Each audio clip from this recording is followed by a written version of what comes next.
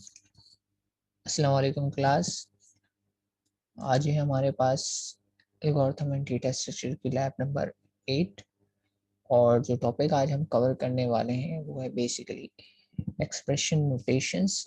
और इसमें हमने दो एल्गोरिथम कवर करे थे थ्योरी में, तो उनकी इम्प्लीमेंटेशन को देखेंगे जो कि हैं infix to postfix conversion and second algorithm the easier one is postfix evaluation. ठीक है, तो मज़ीद वेट किए बगैर चलिए आइए स्टार्ट कर लेते हैं। तो हमारे पास पोस्ट फिक्स एक्सप्रेशन की थ्योरी में ऐसे ज़्यादा मैं जाऊंगा नहीं, सिर्फ आपको बात समझा दूंगा रिकैप के तौर पे कि हम इनफिक्स एक्सप्रेशन किसे कह रहे हैं, पोस्ट फिक्स एक्सप्रेशन किसे कह रहे हैं। तो if you recall, infix expression मैंने बताया था कि वो एक्सप्रेशन है जिससे हम फेमिलियर हैं। ये हम अपने कहना चाहिए किंडरगार्टन एज से ही इनफिक्स एक्सप्रेशन सॉल्व करते आ रहे हैं, और वो कुछ इस तरीके से लिखी जाती हैं से ए प्लस बी। ठीक है, ए और बी में कोई भी नंबर हो सकता है। इसका मतलब ये है कि ए में जो भी नंबर हो, से चले मैं कोई नंबर भी लिख देता हूँ 2+3, तो मैं ऑटोमेटिकली शुरू से ही प्रोग्राम हूँ इस तरह की इक्वेशन को सॉल्व करने के लिए। और आप में से कोई भी ऐसे स्टूडेंट नहीं होगा जिसको इसका आंसर ना पता हो, तो आप मुझे आसानी से बता सकते हैं कि प्लस का मतलब है सम करना और 2+3 का मतलब है इन दोनों का आपस में सम करना है। तो आप इसका आंसर मुझे बिना हिचकिचाए बता देंगे कि इट्स 5। तो ये जो मैंने अभी सॉल्व किया इक्वेशन, ये कहलाती है आपकी इनफिक्स एक्सप्रेशन। ठीक है, लेकिन हमने ये बात की थी कि computer are not good at solving infix expression, क्योंकि ये तो एक बड़ी सिंपल सी एक्सप्रेशन है, सॉल्व कर लेगा कंप्यूटर। लेकिन इसमें जो जो ऑपरेटर्स में बढ़ाता जाऊं तो फिर ऑपरेटर बढ़ेंगे। इसे मैंने मल्टीप्लाई लगा दिया यहाँ पे, अगर मैं यहाँ पे कर देता हूँ 3 × भी 3 × चले 4 कर लेते हैं। अब इसका आंसर क्या आएगा जी क्लास, आप लोग बताइएगा मुझे इसका आंसर क्या आएगा। A+B × C, इसका आंसर क्या आएगा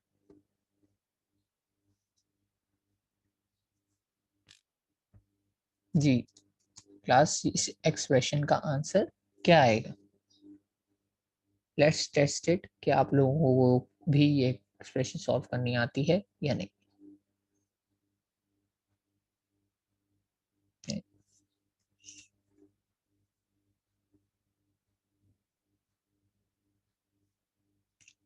और मजीद आंसर एक्सपेक्ट करूँ। ठीक है, मेरे पास दो आंसर आए, एक आंसर आया है 25 और एक आंसर आया है 40।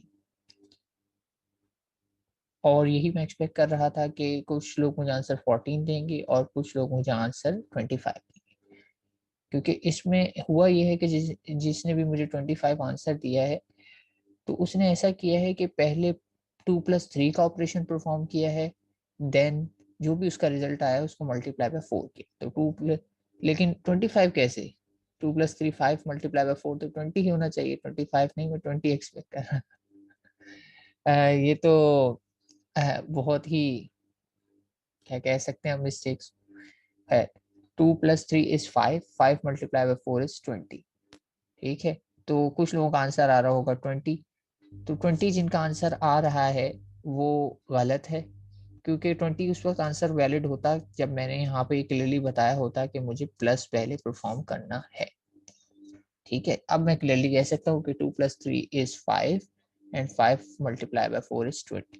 लेकिन चूंकि मैंने कोई ब्रैकेट्स यूज नहीं किए यहाँ पर, तो यहाँ पे डिफॉल्ट प्रेसिडेंस कह लें वो यूज होगी, और उसमें जो प्रेसिडेंस है वो मल्टीप्लिकेशन ऑपरेटर की ज्यादा होती है। यानी अगर ये एक्सप्रेशन में बिल्कुल ऐसे ही लिखता हूँ तो इसका करेक्ट आंसर होगा पहले मल्टीप्लिकेशन ऑपरेशन, देन जो भी रिजल्ट होगा वो प्लस हो जाएगा 2। तो 3 × 4 इज 12 और 12+2 इज 14। तो इसका करेक्ट आंसर है 14, क्योंकि मल्टीप्लिकेशन की प्रेसिडेंस ज्यादा होती है एज कम्पेयर टू प्लस। तो मल्टीप्लिकेशन पहले परफॉर्म होता है और एडिशन बाद में। है द पॉइंट इज कि आपने देखा कि अभी भी इतनी सिंपल सी इक्वेशन में, एक्सप्रेशन में मेरे पास दो डिफरेंट आंसर आ गए। तो ये मसला जो है सॉल्व करने के लिए क्या होता है, हम एक रूल फॉलो करते हैं जिसे कहते हैं बॉटमलेस ब्रैकेट ऑफ मल्टीप्लिकेशन और MUS, मल्टीप्लिकेशन एडिशन सब्ट्रैक्शन। ठीक है, तो ये रूल हम फॉलो करते हैं और इस रूल के तहत हम प्रेसिडेंस का ध्यान रखते हुए एक्सप्रेशन को करेक्ट फैशन या करेक्ट ऑर्डर में सॉल्व कर लेते हैं। लेकिन कंप्यूटर ये रूल्स याद नहीं रख सकता, कंप्यूटर के लिए मुश्किल है ये रूल्स को याद रखना। प्रेसिडेंस कैसे याद रखे, किस फॉर्म में डेटा को रखे या कैसे करे, तो कंप्यूटर ये सब सॉल्व नहीं कर पाता। हाँ, इसके बरक्स कंप्यूटर कहता है कि हाँ, अगर एक्सप्रेशन आप मुझे पोस्टफिक्स नोटेशन में दे देंगे तो मैं उसे इजीली सॉल्व कर लूँ। ठीक है, इक्वेशन आप मुझे पोस्टफिक्स फैशन में दे देंगे तो मैं उसे इजीली सॉल्व कर लूँ। तो पोस्टफिक्स एक्सप्रेशन क्या होती है, उस पर पहुंचने से पहले मैं इसको कर लेता हूँ वापस एक्सप्रेशन को सिंपल। ठीक है, तो मेरी एक्सप्रेशन है a+b, ये थी मेरे पास इनफिक्स एक्सप्रेशन। और अगर इसी एक्सप्रेशन को मुझे पोस्टफिक्स में कन्वर्ट करना हो, पोस्टफिक्स में का मतलब है कि ऑपरेटर की प्लेसमेंट कहाँ होगी, तो ए और बी मैं पहले लिख देता हूँ और ऑपरेटर की placement post then operator operand लिख देता हूँ, यानी ऑपरेंट के बाद अगर लिखूंगा तो ये कहलाएगी मेरी पोस्टफिक्स एक्सप्रेशन। सिमिलरली अगर मैं ऑपरेटर को ऑपरेंड से पहले लिख दूंगा तो ये कहलाती है प्रीफिक्स एक्सप्रेशन, यानी ऑपरेटर कहाँ प्लेस हो रहा है इसकी बेस पे नाम रखे गए हैं। इन बिटवीन होता है तो इनफिक्स कहलाती है, आफ्टर होता है या पोस्ट होता है तो पोस्टफिक्स कहलाती है, बिफोर या प्री होता है तो वो प्रीफिक्स कहलाती है।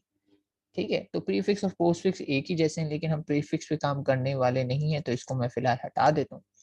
और अगर एक्सप्रेशन मेरी से ये थी, थोड़ी सी कॉम्प्लेक्स करते हैं, मल्टीप्लाई बाय सी, तो इसको अगर मैं कन्वर्ट करना चाहूँ पोस्टफिक्स में तो वो थोड़ा सा टाइम लेगी। वो टाइम कैसे लेगी कि पहले मुझे स्टेप्स करने पड़ेंगे कुछ, और वो स्टेप्स क्या होंगे कि पहले मुझे इसको जाहिर सी बात है बोर्ड में मुझे याद रखते हुए सॉल्व करना पड़ेगा। तो मुझे ये पता है कि ए ऐसे ही रहेगा और बी और सी पहले सॉल्व होंगे, और बी और सी का जो रिजल्ट है अगर उसको मैं पोस्ट में कन्वर्ट करता हूँ बी सी मल्टीप्लाई हो जाएगा। ठीक है, क्योंकि मुझे करना सिर्फ ये होता है कि लेफ्ट वाले ऑपरेंड और राइट वाले ऑपरेंड को पहले लिखना होता है और ऑपरेटर को बाद में लिखना। और फिर अगला स्टेप क्या होगा, फिर अगला स्टेप यही होगा कि मैं इसको भी सॉल्व कर दूंगा। तो ए मेरा लेफ्ट हैंड साइड और फिर बी सी मेरी राइट हैंड साइड, लेकिन इनके साथ मल्टीप्लाई लगा हुआ था वो भी लगा दिया। और फिर फाइनली क्या होगा, इसके बाद मेरे पास ऑपरेटर आ जाएगा प्लस। ठीक है, यानी लेफ्ट हैंड साइड पहले लिखी, राइट हैंड साइड लिखी और फिर जो भी ऑपरेटर है वो लिख दिया। एंड देन ये इक्वेशन में से मैंने सिंपली क्या किया, ए बी सी जितने भी ब्रैकेट्स थे वो हटा दी, क्योंकि पोस्टफिक्स एक्सप्रेशन में ब्रैकेट्स नहीं होते। तो फाइनली जो मेरी इनफिक्स एक्सप्रेशन थी a+b मल्टीप्लाई बाय सी, इसको जब मैं पोस्टफिक्स में कन्वर्ट करूंगा तो ये लिखी जाएगी a b c multiply plus. और हम इससे कोई इन्फॉर्मेशन एक्सट्रैक्ट नहीं कर पा रहे हैं, मैं नहीं समझ पा रहा कि A B C multiply plus में किस तरीके से ऑपरेशन परफॉर्म होंगे, कौन सा ऑपरेटर का मतलब क्या है, कुछ नहीं समझ पा रहा, क्योंकि I am not familiar with postfix expression, I am not familiar with solving postfix expressions. लेकिन कंप्यूटर डू। ठीक है, computer is comfortable with solving postfix expression. तो हम ये कंप्यूटर से सॉल्व क्यों करवाना चाह रहे हैं, क्योंकि इट्स अ रिपीटेटिव टास्क। ठीक है, इक्वेशन कॉम्प्लेक्स भी होती जाएगी तो मेरे लिए मुश्किल पड़ती जाएगी, लेकिन कंप्यूटर के लिए मुश्किल नहीं पड़ेगी, क्योंकि कंप्यूटर रिपीटेटिव टास्क करने में अच्छा है और humans are bad at doing repetitive task. मतलब कंप्यूटर को कहा जाए मल्टीप्लिकेशन करनी है और ह्यूमन को कहा जाए मल्टीप्लिकेशन करनी है, तो कंप्यूटर क्या कहेगा, हम 2 का टेबल सुनेंगे कंप्यूटर भी सुना देगा, 3 के सुनाएंगे कंप्यूटर भी सुना देगा, 4 को सुनाएंगे कंप्यूटर भी। लेकिन अब ये रिपीटेटिव टास्क है और इसमें नंबर बढ़ रहा है। अब मैं आपसे कहूँ कि मुझे 73 का टेबल सुनाए, हम टाइम ज्यादा लेना शुरू कर देंगे, हमारे लिए मुश्किल होगी, लेकिन कंप्यूटर उतने ही टाइम में वो आपको करके दे देगा विदाउट एनी स्वेट। यानी कंप्यूटर को कोई परेशानी नहीं होगी, आप नंबर कुछ भी कर दें उसके लिए काम करना आसान है, बस आपने एक दफा उसे बता दिया कि मैं ये करना चाह रहा हूँ। तो computer are good at doing these kind of task. तो हम इक्वेशन और मैथमेटिक्स कंप्यूटर से सॉल्व करवाना चाह रहे हैं, और कंप्यूटर से सॉल्व करवानी है तो हमें डेफिनेटली उसको प्रोग्राम करना पड़ेगा कि भाई आप ये सॉल्व कर सकें, और प्रोग्राम करने के लिए हमें करनी पड़ेगी कोड। तो आज का हमारा लैब टेस्ट इसीलिए ये है कि मैं किसी तरीके से कंप्यूटर्स को, क्योंकि computer are good at solving postfix expression, मैं उसे पोस्टफिक्स एक्सप्रेशन बना के दे दूं, ठीक है। पोस्टफिक्स एक्सप्रेशन बन जाएगी तो आप देखेंगे कि कंप्यूटर उसको बहुत इजीली सॉल्व कर लेता है, थ्योरी में आपने देखा भी, और उसका एल्गोरिथम भी फेयरली सिंपल है, ठीक है। तो आप इन दोनों एल्गोरिथम के इम्प्लीमेंटेशन में बैकग्राउंड में यूज करते हैं स्टैक डेटा स्ट्रक्चर, ठीक है, जो हम ऑलरेडी लैब में कवर कर चुके हैं। हम वही कोड यूज करेंगे जो स्टैक हमने प्रीवियस लैब में बनाई थी, उसी स्टैक को यूज करते हुए आज हम इनफिक्स टू पोस्टफिक्स इन्वर्जन का एल्गोरिथम लिखेंगे या कंप्लीट करें, ठीक है। तो मजीद हम टाइम वेस्ट नहीं करते और आ जाते हैं हम लैब की तरफ, हैंड्स ऑन की तरफ, और देखते हैं हमारे पास लैब में क्या कोड गिवन है और क्या कोड मिसिंग है, कितना कोड गिवन है, ठीक है। इनफिक्स से प्रीफिक्स पोस्टफिक्स सारे ऑपरेटर ऐसे होते हैं, मैंने a+b से एग्जांपल दिया आपको, आप कोई भी ऑपरेटर यूज करते हुए सॉल्व कर सकते हैं। तो एल्गोरिथम हमारे पास इनफिक्स टू पोस्टफिक्स का ये है, ठीक है। इसमें 4 हमारे पास पॉसिबिलिटीज होती थी। पहला काम तो ये हम करते थे, स्कैन करते थे अपनी इनफिक्स एक्सप्रेशन को फ्रॉम लेफ्ट टू राइट, ठीक है। और फिर अच्छा, स्कैन करने से पहले हम ये करते थे कि एक लेफ्ट पैरेंथेसिस स्टैक में पुश कर देते थे, और राइट पैरेंथेसिस आपकी पी की इक्वेशन यानी जो इनपुट इक्वेशन है उस पर कर देते थे एट द एंड। और फिर आप स्कैन करना शुरू करते थे लेफ्ट टू राइट जब तक कि स्टैक एम्प्टी ना हो जाए, और स्टैक एम्प्टी नहीं हो जाती थी तो आप क्या करते थे, 4 पॉसिबिलिटीज चेक करते थे कि, क्योंकि जब इनफिक्स होती है तो उसमें पॉसिबिलिटी है कि आप ऑपरेंड एनकाउंटर भी हो सकता है, यानी ए बी सी भी आ सकते हैं, कोई ऑपरेटर भी आ सकता है, प्लस माइनस मल्टीप्लाई डिवाइड भी आ सकते हैं, या फिर आपको लेफ्ट ब्रैकेट भी आ सकता है या फिर राइट ब्रैकेट भी आ सकता है। तो चारों पॉसिबिलिटीज हमने देखनी है। तो सबसे पहले तो ये पॉसिबिलिटी होती थी कि अगर लेफ्ट पैरेंथेसिस आता है तो उसको हम स्टैक पर ही मूव कर देते हैं, ऑपरेंड आता है तो उसको हम आउटपुट एरे में मूव कर देते हैं, यानी पोस्टफिक्स में। लेकिन 2 केसेस ऐसे थे कि जिसमें हमें कुछ एक्स्ट्रा वर्क करना पड़ता था। एक ये कि अगर ऑपरेटर आ जाता है तो मुझे चेक करना पड़ता है कि स्टैक के टॉप पर कोई ऑपरेटर मौजूद तो नहीं। अगर वो ऑपरेटर मौजूद है तो उसकी प्रेसिडेंस कहीं अभी आने वाले ऑपरेटर से ज़्यादा या इक्वल तो नहीं। अगर ज़्यादा या इक्वल होती है तो मैं उस ऑपरेटर को निकाल लेता हूँ स्टैक से, ठीक है। और कंटिन्यूसली निकालता रहता हूँ जब तक ये कंडीशन ट्रू रहती है, रिपीटेडली का वर्ड यूज हुआ, और उसको पुट कर देता हूँ क्यू में, यानी आउटपुट पोस्टफिक्स एक्सप्रेशन में। और फिर फाइनली जब ये कंडीशन फॉल्स हो जाती है तो जो भी मेरे पास होता है ऑपरेटर, मैं उसको इंसर्ट कर देता हूँ आपकी स्टैक। सिमिलरली राइट पैरेंथेसिस पे क्या होता है कि राइट पैरेंथेसिस एनकाउंटर होने पे मैं स्टैक से सारे ऑपरेटर निकाल लेता हूँ जब तक कि मुझे लेफ्ट पैरेंथेसिस ना मिले, ठीक है। तो ये एल्गोरिथम था। अब हमें इसे कोड में कन्वर्ट करना है तो थोड़ा सा हम इसको कोड पे मैप करके देख लेते हैं। सबसे पहले तो आप ही लोगों से सवाल पूछ लेता हूँ कि मुझे बताइए कि ये जो मेरे पास इनफिक्स एक्सप्रेशन है इसको मैं किस डेटा टाइप में या किस तरीके से कोड में स्टोर करूँगा। कोड में क्या करूँ, कौन किस तरीके से इनपुट लेना है, जैसे मुझे स्कैन एफ करना है तो किस में इनपुट होगा, उस डेटा टाइप को मैं क्या कहूँगा।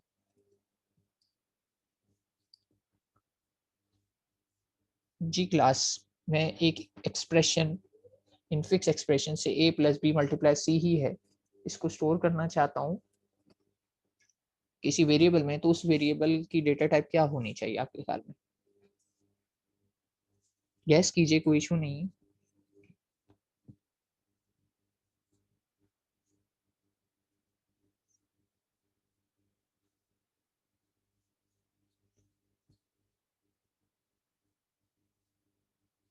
एनीवन, कौन कौन मौजूद है अटेंडीज में से, मैं खुद ही आज पूछ लेता हूँ क्वेश्चन।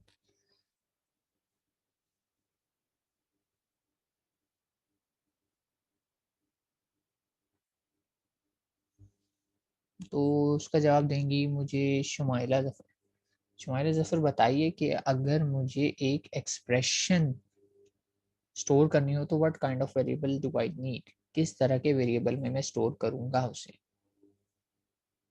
गैस कीजिए, अपनी बेस इंफॉर्मेशन या नॉलेज की बेस पे गैस करें कि डेटा टाइप क्या होनी चाहिए। इंटीजर टाइप का होना चाहिए, फ्लोट टाइप का होना चाहिए, करेक्टर टाइप का होना चाहिए, क्या होना चाहिए।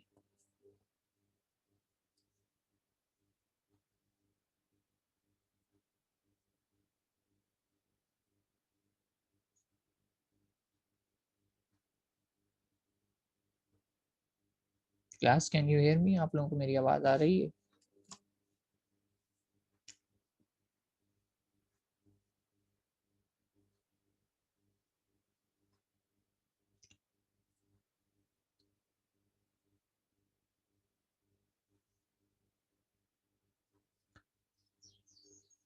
चलें, मेरा ख्याल है आप लोग थोड़ा शर्मा रहे हैं जवाब देते हुए, लेकिन शर्माने की कोई बात नहीं। क्लास में सही जवाब भी दिए जाते हैं, गलत भी दिए जाते हैं, लेकिन दोनों से ही लर्निंग होती है। ठीक है, गलत दोगे तो ज़्यादा लर्निंग होगी, क्योंकि फिर उस बात को कभी भूलोगे नहीं कि उसका सही आंसर क्या है। तो इससे हिचकिचाना नहीं चाहिए कि जवाब क्या है।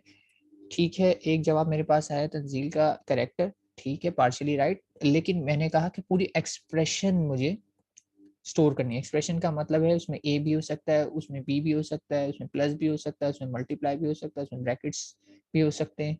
तो थोड़ा सा अगर और बेहतर आंसर कर दिया जाए, करेक्टर के साथ क्या करना पड़ेगा मुझे? तो करेक्टर कहा मुझे एरे रिक्वायर्ड है, क्योंकि मेरे पास मोर देन 1 कैरेक्टर्स हैं। मैं ब्रैकेट्स को इंटीजर में स्टोर नहीं कर सकता। ब्रैकेट इज़ अ कैरेक्टर, तो ब्रैकेट हो तो उसके लिए मुझे चाहिए कैरेक्टर डेटा टाइप, और फिर बाकी मेरे पास मोर देन 1 कैरेक्टर्स हैं, मोर देन 1 ब्रैकेट्स हो सकते हैं, more than 1 operator plus, minus, multiply, divides are also character. मैं इनको इंटीजर में या फ्लोट में स्टोर नहीं कर सकता, तो मुझे रिक्वायर्ड है कैरेक्टर एरे। एरे क्यों चाहिए? क्योंकि मुझे मोर देन 1 कैरेक्टर स्टोर करने हैं। बात समझ में आई है? एरे क्यों चाहिए? क्योंकि मुझे मोर देन 1 कैरेक्टर यानी बड़ी सी एक्सप्रेशन स्टोर करनी है, तो वो कहलाएगा कैरेक्टर एरे। तो कैरेक्टर एरे, या इन अदर वर्ड्स कुछ लैंग्वेज में इसे स्ट्रिंग भी कहा जाता है। ठीक है, सी में स्ट्रिंग का कॉन्सेप्ट नहीं है, लेकिन character array is same as string. ठीक है, तो हमें स्ट्रिंग रिक्वायर्ड होगा, यानी यूजर से हम स्कैनफ जब करेंगे तो वो स्ट्रिंग में करेंगे। और आप देख सकते हैं यहाँ पे कोड में, मैं नीचे दिखा देता हूँ।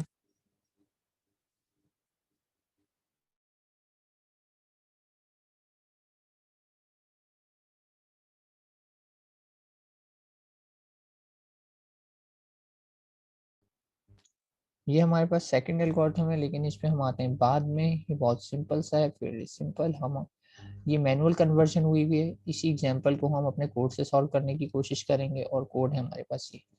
तो कोड में अगर सबसे पहले आप हेडर फाइल्स देखें, कुछ ज़्यादा लग रही होंगी, ज़्यादा का मसला नहीं है। stdio आपको पता है प्रिंटफ के लिए चाहिए, कौन आयो गेट ch किया होगा। स्ट्रिंग क्यों यूज़ किया है? ताकि हम स्ट्रिंग लाइब्रेरी के कुछ बिल्ट इन फंक्शन यूज़ कर सके। और stdli भी डेफिनेटली कहीं ना कहीं डायनेमिक मेमोरी एलोकेशन की होगी, इस वजह से यूज़ है। और स्टैक डॉट एच, ये वो फाइल है जो हमने लास्ट लैब में बनाई थी स्टैक की पुश और पॉप वाले फंक्शन से, तो ये हम रीयूज कर लेंगे। तो इसमें एक फंक्शन है प्रेसिडेंस का, इसमें एक फंक्शन है इनफिक्स टू पोस्टफिक्स एक्सप्रेशन का। प्रेसिडेंस से देखें अगर, तो इनपुट में एक्सपेक्ट करता है जस्ट एक कैरेक्टर, और रिटर्न करता है एक integer value. Infix to postfix function को देखा जाए तो रिटर्न कुछ नहीं कर रहा, बस आपसे इनफिक्स एक्सप्रेशन एज इनपुट लेगा, जो कि एक कैरेक्टर एरे है। मेन फंक्शन की बात कर ली जाए तो मेन फंक्शन में यूजर से चॉइस ले रहे हैं कुछ, कि एंटर इनफिक्स एक्सप्रेशन। चॉइस का मतलब सिर्फ ये है कि रिपीट करना है या नहीं करना, इसलिए बार बार करना ही नहीं। तो एंटर द इनफिक्स एक्सप्रेशन, और मैंने simply scan F infix expression किया है, यहाँ पे गेट्स नहीं किया। तो ऐसा क्यों है? मैंने इनफिक्स के लिए स्कैन एफ क्यों यूज कर लिया? तो उसका जवाब ये है, क्योंकि मेरी जो एक्सप्रेशन होगी उसमें बीच में स्पेसेस अलाउ नहीं है। पूरी की पूरी एक्सप्रेशन मुझे विदाउट स्पेस टाइप करनी होगी, तो इसीलिए यहाँ पे स्कैन एफ मैंने लिखा। और देन आपको प्रिंट करके दिखा रहे हैं कि इनफिक्स एक्सप्रेशन ये एंटर की गई है, एंड उसके बाद इनफिक्स टू पोस्टफिक्स का फंक्शन कॉल कर दिया। और उसका काम क्या है कि वो आपकी इनफिक्स एक्सप्रेशन को पोस्टफिक्स में कन्वर्जन कर देगा। और देन वही है कि चॉइस में पूछेंगे कि रिपीट करना है नहीं करना है। रिपीट करना है तो आप वही वाई लूप लगाई हुई है, वाई या वाई प्रेस करें, तो ये कोई मसला नहीं है, ये मेन्यू है। इसके अलावा नीचे एक मेरे पास प्रेसिडेंस का फंक्शन है। प्रेसिडेंस का फंक्शन का काम क्या है कि ये चेक करता है कि वही बॉडमस चेक कर रहा है एक तरीके से, ठीक है, तो इसमें क्या है कि अगर मैं इसको एक सिंबल पास करता हूँ, सिंबल में क्या हो सकता है कि वो सिंबल आपका ये पॉसिबिलिटीज हैं सिंबल की। हो सकता है कि सिंबल वो लेफ्ट पैरेंथेसिस हो सकता है कि वो सिंबल आपका राइट पैरेंथेसिस हो सकता है कि वो सिंबल आपका प्लस हो या माइनस हो या मल्टीप्लाई हो या डिवाइड हो या हमारे पास है पावर के लिए या एक्सपोनेंट हो, ये भी हो सकता है।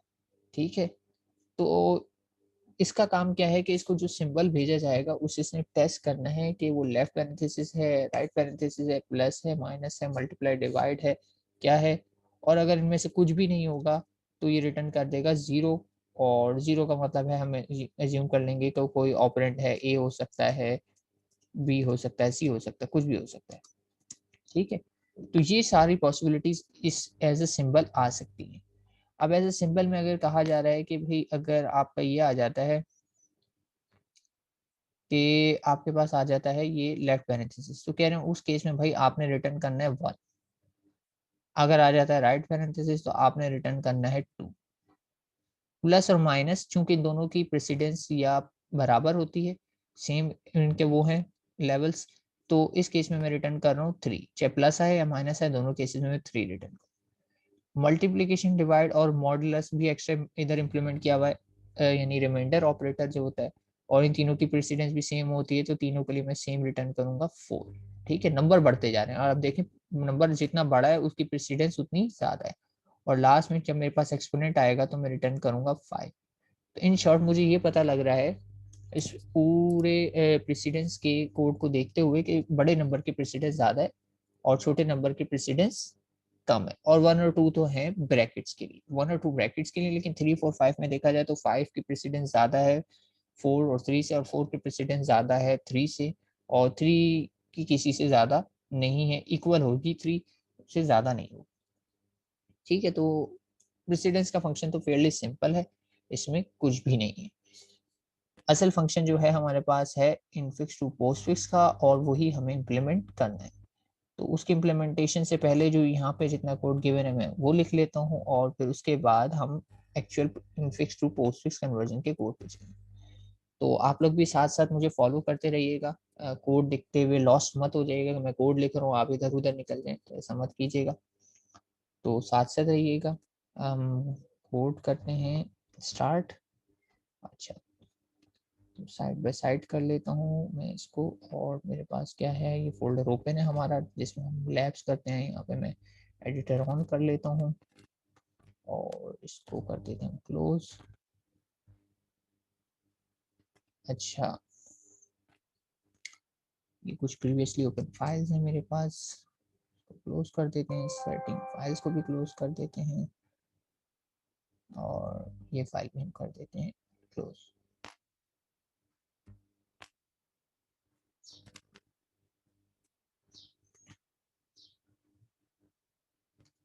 सही हो गया। ठीक है, तो अब मुझे न्यू फोल्डर रिक्वायर्ड है, मैं यहाँ आता हूँ न्यू फोल्डर, और मेरे पास है फोल्डर फॉर लैब 8। ठीक है, और लैब 8 में मुझे क्या करना है, एक न्यू फाइल क्रिएट करनी है, और इस फाइल को मैं कुछ भी नाम दे सकता हूँ, लेकिन फिलहाल नाम वही देता हूँ जो मीनिंगफुल है, और वो है इनफिक्स टू पोस्टफिक्स डॉट सी।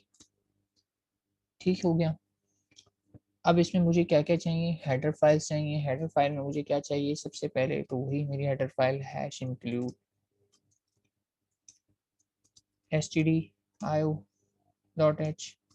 दूसरी गेट ch लिखा हुआ था तो इंक्लूड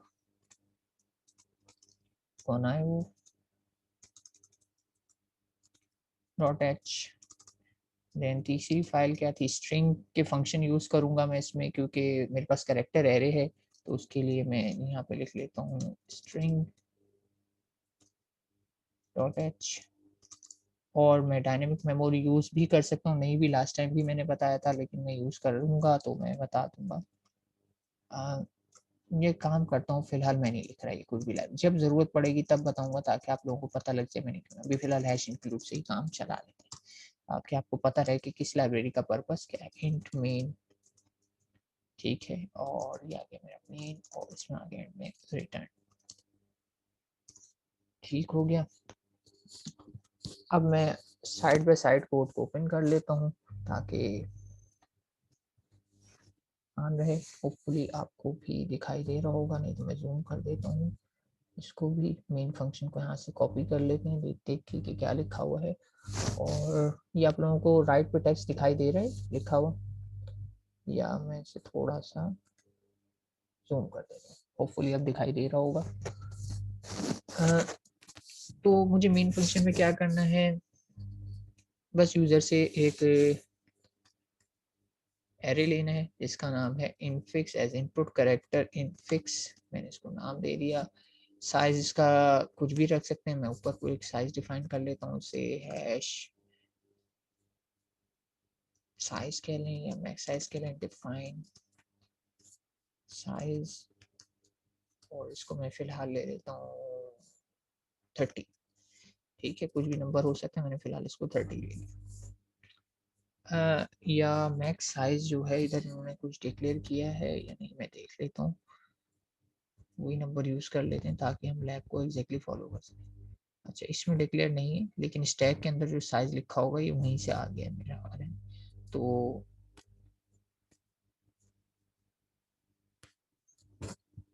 चलें, फिलहाल तो मैंने यहाँ लिख दिया, बाकी अगर स्टैक में ओवरलैप हो रहा होगा तो हम इसको चेंज कर दें, या डिफ्रेंशिएट करने के लिए मैक्स साइज कर देते हैं। ठीक है, क्योंकि ये मेरी इनफिक्स का साइज है, कितनी भी बड़ी इनफिक्स हो सकती है। फिलहाल मेरे पास इनफिक्स है मैक्स साइज यानी 30 जो मैंने रखा है, इसमें 29 कैरेक्टर आएंगे और लास्ट में तो आपको पता है नल कैरेक्टर आएंगे। इसके अलावा एक और मैं कैरेक्टर का इनपुट ले लेता हूँ ch, जो मैं बार बार रिपीट करने के लिए पूछूं। और सिंपली मुझे सारी कोडिंग करनी है डू वाइल लूप में, ताकि मैं इसे बार बार कर सकूँ। और डू वाइल लूप की कंडीशन वही है कि अगर यूजर क्या प्रेस करे, वाई भी लिख सकते हैं कंटिन्यू के लिए, लेकिन मैं क्विटिंग का लिख रहा हूँ। तो क्विटिंग की कंडीशन ये होती है कि जब से सी एच, ये कंडीशन सही रहेगी जब तक कि C H not equals to small N small Q हो, या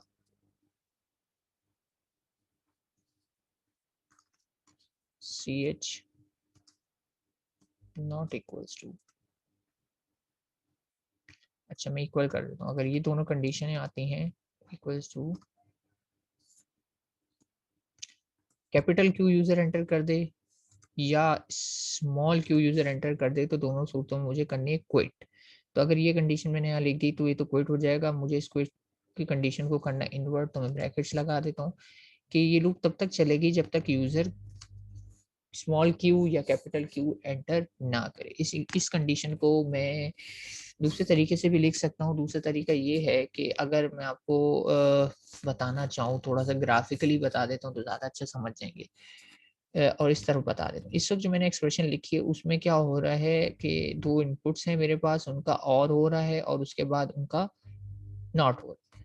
तो इसका मतलब है कि मैंने ये किया एक्चुअली। अभी अगर मैं आपको अगर आप डिजिटल लॉजिक से फेमिलियर हो, और किया है दोनों का, और के बाद लगा हुआ है इन्वर्टर, यानी मैं एक्चुअली नॉर का ऑपरेशन परफॉर्म कर रहा हूँ। नॉर का ऑपरेशन परफॉर्म कर रहा हूँ, तो इस एक्सप्रेशन को भी मैंने इस तरीके से लिखा है, लेकिन इसका इक्विवेलेंट सर्किट भी होता है। इक्विवेलेंट सर्किट क्या होता है कि मैं इसको ऐसे भी बना सकता हूँ कि और को कर देता हूँ एंड, और जहाँ जहाँ से बबल्स हैं वहां से हटा देता हूँ, और जहाँ पे नहीं है वहां पे लगा देता हूँ। बेसिकली इसके दो इनपुट्स थे और वो डायरेक्टली आ रहे थे, इन्वर्टेड नहीं थे। तो मुझे अगर इसको इक्वेशन को इक्विवेलेंट सर्किट में कन्वर्ट करना है तो बबल इसके इनपुट पे आ जाएंगे। ठीक है, यानी यहाँ पे बबल्स आ जाएंगे और आउटपुट इसका डायरेक्ट हो जाएगा। यानी इस इक्वेशन को मैं ऐसे लिखूं तब भी सही है, या इनपुट्स को इन्वर्टेड कर दूं और बीच में क्या लगा दूं, एंड ऑपरेटर लगा दूं, तब भी सही है। तो ये दोनों तरीके से इक्वेशन लिखी जा सकती है।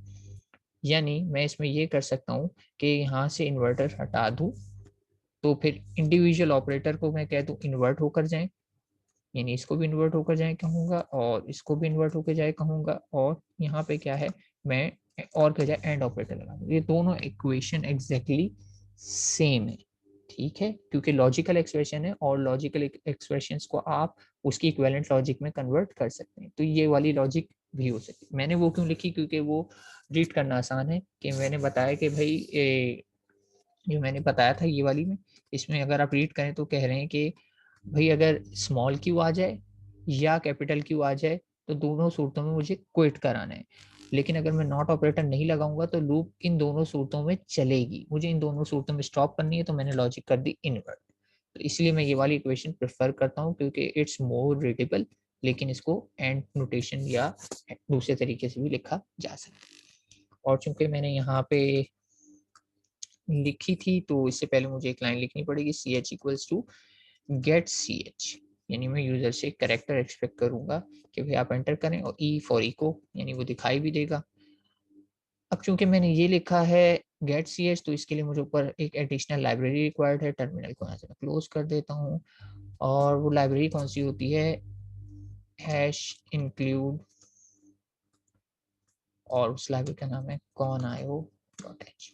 क्यों मुझे रिक्वायर्ड है, क्योंकि मैंने यहाँ पे गेट सी एच लिखा है। सही हो गया। अब आ जाते हैं डू व्हाइल लूप के असल कोड के अंदर। मुझे यूजर से एक एक्सप्रेशन लेनी है, तो उसे मैसेज देना है प्रिंट एफ, ठीक है, और उसे कहना है एंटर इनफिक्स एक्सप्रेशन,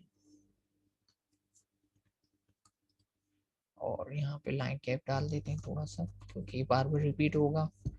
और यूजर ने यहाँ पे मुझे एक इनफिक्स की एक्सप्रेशन देनी है, और फिर मैंने उसमें कर लेना है स्कैन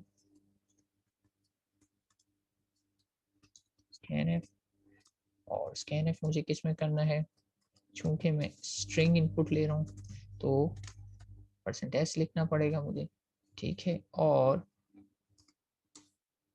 मुझे एड्रेस लिखना पड़ेगा किस चीज़ का, अपने एरे का। वैसे ऐसे तो एरे का नेम इटसेल्फ इज एड्रेस, तो मैं सिर्फ इनफिक्स भी लिख सकता था, उससे भी काम चल जाना चाहिए था। लेकिन देख लेते हैं, अगर काम नहीं चलेगा तो हम एक्सप्लिसिटली इसमें एड्रेस ऑपरेटर लगा देंगे, क्योंकि एरे का name itself is a base address. ठीक हो गया। उसके बाद सिर्फ यूजर को प्रिंट कंफर्मेशन देने के लिए कि भाई जो आपने एंटर किया वो इनफिक्स एक्सप्रेशन ही है, मैं प्रिंट करके दिखा देता हूँ कि प्रिंट है। और यहाँ पे हम लिख देंगे कि आपने जो भी एंटर किया होगा वो आपको एज इट इज प्रिंट होकर मिल जाएगा, जस्ट फॉर वेरिफिकेशन पर्पस। तो परसेंट एस, और इस जगह पे प्रिंट हो जाएगी आपकी इनफिक्स, ठीक है। तो प्रिंट करवा देंगे, या यूँ कह देंगे इनफिक्स इक्वल्स टू, और यहाँ पे कर देते हैं लाइन चेंज। लाइन चेंज नहीं करते, एंटर करेंगे तो खुद ही अगली लाइन में आएगा, इनफिक्स आपने जो एंटर की वो आती है। ठीक हो गया। अब इसके बाद मुझे फंक्शन चाहिए जिसका नाम है इनफिक्स टू पोस्ट फिक्स, ठीक है। इनफिक्स टू पोस्ट फिक्स का मुझे एक फंक्शन रिक्वायर्ड है, ठीक है। ये रिटर्न कुछ नहीं करेगा, लेकिन ये इनपुट लेगा मेरे पास जो है इनफिक्स, ठीक है। मैं इसको इनफिक्स पास करूंगा और ये पोस्ट फिक्स में कन्वर्ट कर देगा। रिटर्न नहीं करा रहा सिंप्लिसिटी के लिए, वरना फिर मुझे एरे रिटर्न कराना हो तो मुझे यहाँ पे पास बाय रेफरेंस करनी पड़ेगी, क्योंकि एरे लोकल फंक्शन का रिटर्न नहीं हो सकता। मैं इनफिक्स को ही वापस रिटर्न करा सकता हूँ, लेकिन किसी और एरे को नहीं करा सकता। लेकिन फिलहाल सिंपल रखते हैं, फंक्शनैलिटी फोकस है हमारा, हाउ पास बाय रेफरेंस को नहीं करते।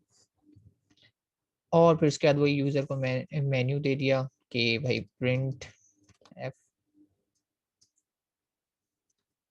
और उससे वही कह दिया कि enter Q to quit, enter Q, और क्यू को मुझे कोट्स में दिखाना है, तो मैं ऐसे कर देता हूँ क्यू, ठीक है। याद है बैक स्लैश के साथ कोट्स डाल सकता हूँ, और बस एंटर क्यू टू क्विट काफी, ठीक है। इसको मैं नेक्स्ट लाइन में ले जाता हूँ, काफी। और इसके बाद जब जाहिर सी बात है यूजर ने यहाँ एंटर करना है, तो गेट ch कर लिया मैंने इसमें, और गेट ch के बाद मैंने सिंपली लगा व्हाइल लूप के अंदर ये चेक कर लिया। अगर ऐसा नहीं होगा तो बार बार पूछता रहूंगा कि एक्सप्रेशन एंटर करें, वरना यहाँ पे बात खत्म। तो मेन फंक्शन तो एज इट इज डिक्टो मैंने यहाँ से कॉपी कर दी। इसके अलावा हमारे पास क्या फंक्शन है, इसके अलावा हमारे पास फंक्शन है प्रेसिडेंस का, उसको भी यहाँ पे इम्प्लीमेंट कर लेता हूँ मैं ऊपर। तो प्रेसिडेंस का फंक्शन क्या कर रहा है, इंटीजर रिटर्न करेगा और इनपुट लेगा एक करेक्ट, तो CHAR, और इसमें मैंने कोई भी सिंबल क्यों कह रहा हूँ, क्योंकि ये सब सिंबल्स हैं, ठीक है। प्लस हो, माइनस, मल्टीप्लाई, डिवाइड या ब्रैकेट्स, ये सब सिंबल है, ठीक है। इनके लिए जो जेनरिक नेम है वो सिंपल ही हो सकता है, तो मैं सिंपल यूज कर लिया। प्रेसिडेंस में सिंपली मुझे क्या करना है, एक स्विच केस लगाना है एज ये स्विच केस आ गया, और स्विच केस में मुझे उस सिंबल को चेक करना है, ठीक है। तो अगर तो ये सिंबल, वही वाली बात है, केसेस लगाने हैं, केस। अब केस में देखिए मैं करेक्टर वाइज चेक कर रहा हूँ, केस में मैं करेक्टर वाइज चेक कर रहा हूँ, तो सिंगल कोट, अगर तो वो लेफ्ट पैरेंथेसिस है तो सिंपली भाई मुझे रिटर्न करना है क्या, मुझे रिटर्न करना है रिटर्न 1। अच्छा, आप देख रहे होंगे यहाँ पे केसेस में मैंने ब्रेक नहीं लगाया हुआ, तो मुझे ब्रेक लगाने की जरूरत इसलिए नहीं पेश आ रही क्योंकि जब रिटर्न हो जाएगा तो ब्रेक वाला स्टेटमेंट एग्जीक्यूट कभी भी नहीं होगा। और ये स्टेप प्रेसिडेंस की फॉर्मेट में लिखे हुए हैं, यानी ऊपर से नीचे प्रेसिडेंस में, तो ऊपर वाला अगर रिटर्न हो चुका है तो नीचे वाले भी कभी एग्जीक्यूट नहीं होंगे। तो आप ब्रेक लगाना चाहें या लगा दें, लेकिन इसकी जरूरत नहीं है। रिटर्न के बाद कोई स्टेटमेंट मैटर नहीं करता, फंक्शन मेरा रिटर्न कर देगा 1 और उसके बाद कोई भी लाइन एग्जीक्यूट नहीं होगी। तो ब्रेक लगाना is overkill, guard clause already लगे हुए मेरे फंक्शन में, तो इसकी जरूरत नहीं है। और रिटर्न के साथ भी ब्रैकेट लगाने की जरूरत नहीं है, क्योंकि रिटर्न तो जस्ट एक कहना चाहिए एक एक्शन होता है जो बताता है कि भाई आप वापस चले जाएं और ये वैल्यू लेके वापस चलें। Return is not a function, तो मुझे उसके बार बार राउंड ब्रैकेट्स में लिखने की जरूरत नहीं है। तो सिमिलरली, अच्छा केस में अगर मेरे पास क्या आ जाता है, राइट पैरेंथेसिस आ जाता है, तो उस केस में मैं भी रिटर्न करा दूंगा रिटर्न 2, ठीक है। केस 3 में मेरे पास क्या है, केस 3 में दो पॉसिबिलिटीज थी कि हो सकता है प्लस आ जाए, ठीक है, और विदाउट ब्रेक अगर मैं एक और केस लिख दूं तो ये दोनों इस ई में कंसिडर हो जाएंगे, प्लस आए या माइनस आए, दोनों की सूरत में मुझे रिटर्न कराना है 3, ठीक है। और मैं थोड़ा सा कॉपी कर लेता हूँ, टाइम बचाने के लिए बार बार लिखना पड़ रहा है। और अब फिर मेरे पास क्या है कि केस में मेरे पास आ जाए मल्टीप्लाई, या केस में मेरे पास आ जाए डिवाइड, मॉडुलस ऑपरेटर फिलहाल मैं इग्नोर कर रहा हूँ, तो 4 रिटर्न कराना है। और सिमिलरली अगर मेरे पास अब सिर्फ मुझे चाहिए पावर, तो पावर के लिए मुझे चाहिए ये वाला साइन, पावर के लिए मैं ये साइन सिंबल यूज करूंगा, तो उस केस में रिटर्न हो जाएगा 5। और फिर लास्ट केस क्या होता है मेरे पास, डिफॉल्ट, तो डिफॉल्ट में मैं रिटर्न करा दूंगा 0, ठीक है। तो ये मेरा प्रेसिडेंस का फंक्शन हो गया एंड, और प्रेसिडेंस में कुछ नहीं है। सेव करते हैं, पूरी सेट हो जाएंगे सिंटेक्स हमारे पास, ठीक है। तो ये इसकी ऑटोमेटिकली सेट हो गया कि इस तरीके से खुद ब खुद लाइन स्पेसिंग वगैरह एडजस्ट हो। प्रेसिडेंस के फंक्शन को फिलहाल मैं कर देता हूँ कोलैप्स। कोलैप्स का मतलब ये अंदर चला गया लिखा हुआ है, लेकिन मुझे भी जरूरत नहीं है इसको देखने की, तो मैंने इसको कोलैप्स कर दिया। अब आते हैं हमारे मेन फंक्शन की तरफ, जिसका नाम है इनफिक्स टू पोस्टफिक्स। इनफिक्स इसने खुद ही बता दिया, ये नाम दिया आपने, और इसको क्या इनपुट मिल रहा है, एक करेक्टर का एरे, और उसका नाम इनफिक्स ही ले लेते हैं, कोई फर्क नहीं पड़ता, कुछ भी नाम ले सकते हैं, और वो एक एरे है, ठीक है, वो एक एरे है। और ये आ गया। अब मुझे इस फंक्शन को इम्प्लीमेंट करना है, तो मैं सारी स्पेस इस फंक्शन के लिए डेडिकेट करता हूँ, बाकी दोनों फंक्शन को कर देता हूँ कोलैप्स, ताकि मैं लिखूँ तो आप लोगों को दिखाई दे कि हम इस फंक्शन पे काम करें। मैंने ऊपर ही इम्प्लीमेंटेशन कर दी है मेन से, तो कॉल करूँगा मेन में इनफिक्स टू पोस्ट फिक्स तो डिक्लेरेशन की जरूरत नहीं पड़ेगी, और इनफिक्स टू पोस्ट फिक्स में कॉल करूंगा प्रेसिडेंस तो वो उसके ऊपर है, तो उसमें भी मुझे डिक्लेरेशन की जरूरत नहीं पड़ेगी, होस्ट करने की जरूरत नहीं पड़ेगी, फंक्शन ऑलरेडी उसके ऊपर ही इम्प्लीमेंट होगा। अच्छा, तो अब एल्गोरिथम को सामने ले आते हैं और साथ साथ उसको हम फॉलो करते हैं। ठीक है, इसको मैं कर देता हूँ क्लियर, और एल्गोरिथम की तरफ चलते हैं और साथ साथ उसे फॉलो करते हैं। ठीक है, ये हमारा एल्गोरिथम है, और इसको थोड़ा सा मुझे करना पड़ेगा जूम आउट ताकि पूरा एल्गोरिथम स्क्रीन में आ जाए। ये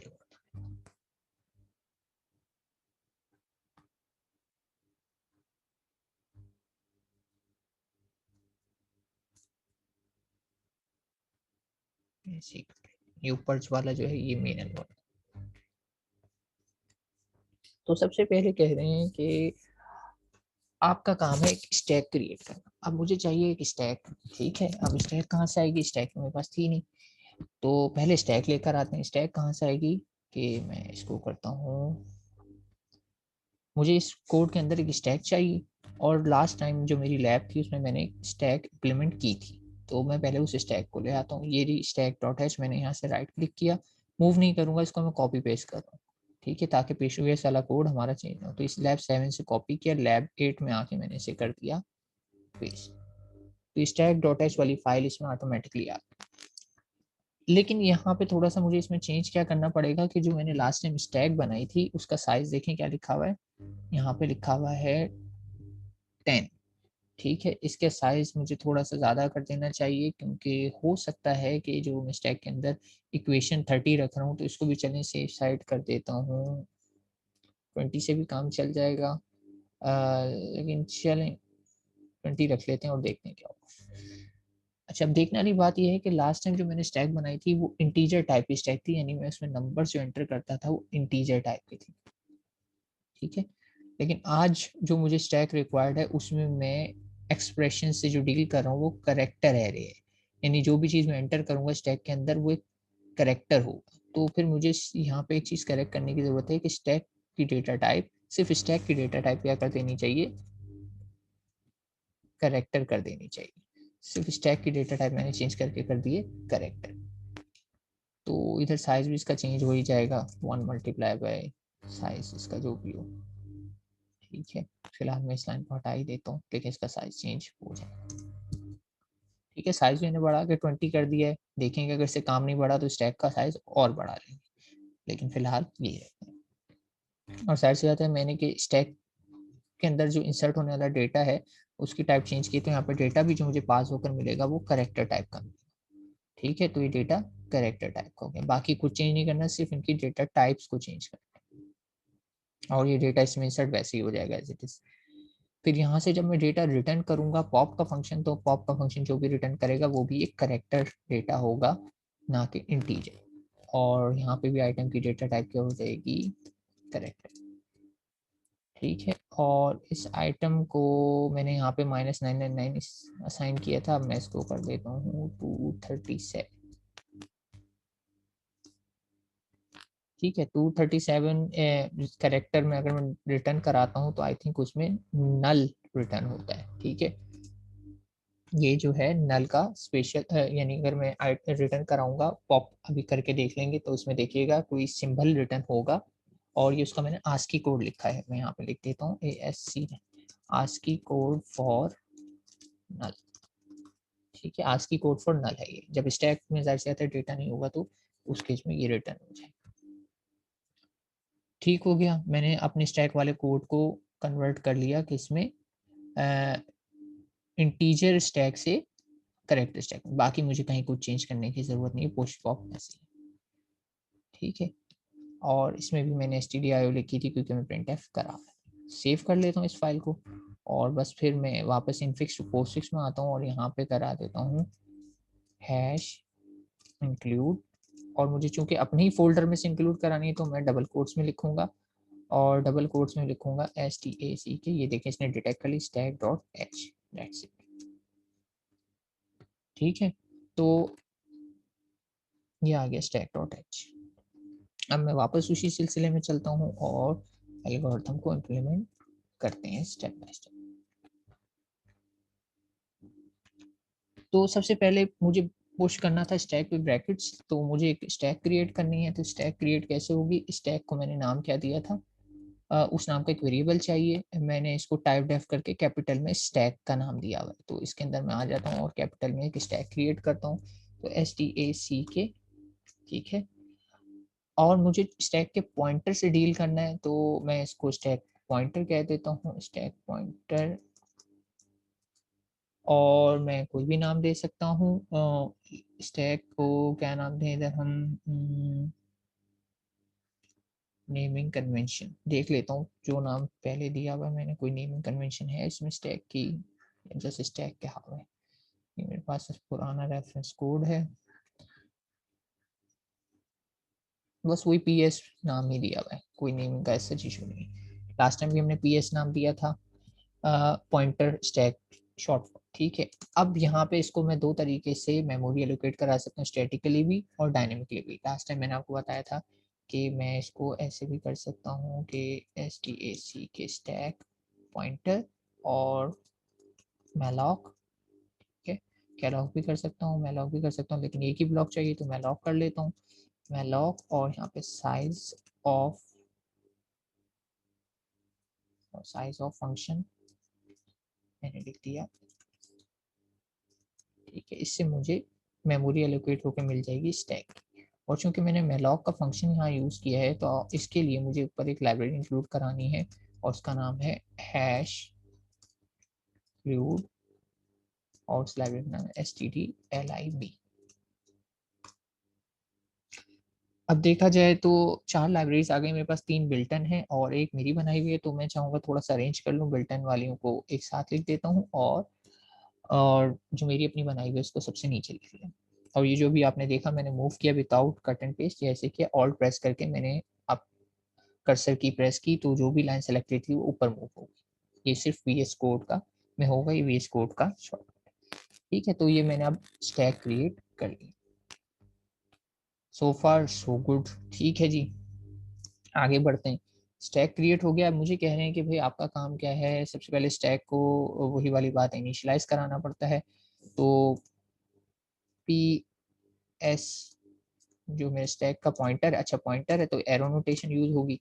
और इसकी टॉप, तो टॉप वाली को मैं क्या कर देता हूँ इनिशियलाइज कराने के लिए माइनस, ये बताता है कि स्टैक मेरा इनिशियली एम्प्टी है, ठीक है। मैंने -1 असाइन किया है इसको, तो ध्यान रहे ये इक्वेशन है, टॉप को असाइन हो गया है -1, ठीक हो गया। स्टैक इनिशियली एम्प्टी है ये मुझे पता लग गया। अब क्या कह रहे हैं कि आपको अपनी स्टैक के अंदर जो है पुश कराना है लेफ्ट पैरेंथेसिस। तो कोई मसला नहीं है, फेयरली सिंपल। मुझे अपनी स्टैक को एक्सेस करना है ये, और उसके कौन से मेथड को एक्सेस करना था, अच्छा पुश पुश कराना है। पुश का मेथड में डायरेक्टली ये देखें, अब मेरे पास मेथड आ रहा है और यहाँ पे अगर आप देखें इसकी इंटेलिजेंस में शो भी हो रहा है, ये कहाँ है मेथड में, थोड़ा सा एरो को क्लिक करता हूँ तो ये बता रहा है कि ये पुश का मेथड जो है आपका स्टैक डॉट एच के अंदर मौजूद है। और उसका सिंटेक्स क्या है, आप इसको एक पॉइंटर पास करें स्टैक का, और एक इंटीजर क्यों कह रहा है पास करें, मैं देख लेता हूँ मैंने यहाँ चेंजेस की है या नहीं। हालांकि हमने चेंजेस जो की हैं इसमें स्टैक का करेक्टर ही है, ठीक है। उसने मिस कर दिया या उसने गलत वाली रेफरेंस उठा ली, ठीक हो गया। तो मुझे इसको एक स्टैक पास करना है, नहीं मैं इसको PS सिंपली पास करूंगा। और जो डेटा मैं इसमें इंसर्ट करना चाह रहा हूँ, और मैं इसमें क्या इंसर्ट करना चाह रहा हूँ, एक लेफ्ट पैरेंथेसिस। तो दैट्स इट, एक लेफ्ट पैरेंथेसिस इसमें मैंने पुश करा, ठीक है। ये स्टेप 1 की बात कर रहा हूँ, मैं यहाँ पे मेंशन कर देता हूँ स्टेप 1, ताकि आप लोगों को पता रहे कि हम कौन से स्टेप पे हैं। यहाँ पे इस वक्त मैं कर रहा हूँ स्टेप 1, ठीक है। ये स्टेप 1 आ गया, कमेंट मैंने कर दिया, ये स्टेप 1 है हमारे पास। और ये स्टेप 1 में पहली चीज़ तो ये करनी है मुझे, और दूसरी चीज़ क्या करनी है कि मुझे अपनी जो एक्सप्रेशन आई है मेरे पास इनफिक्स, इसके लास्ट में क्या इंसर्ट करना है, राइट पैरेंथेसिस। तो इनफिक्स के लास्ट में मैं कैसे पहुंच सकता हूँ, कोई मुझे बताएगा इनफिक्स के लास्ट में मैं कैसे पहुंच सकता हूँ।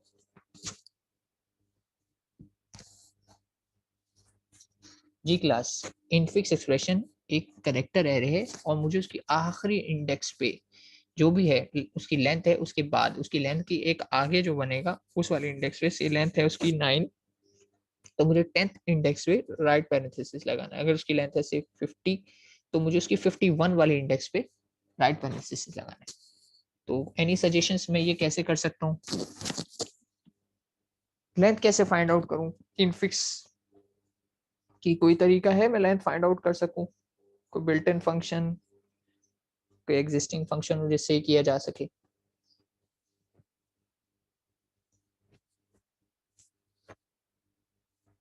एनीवन?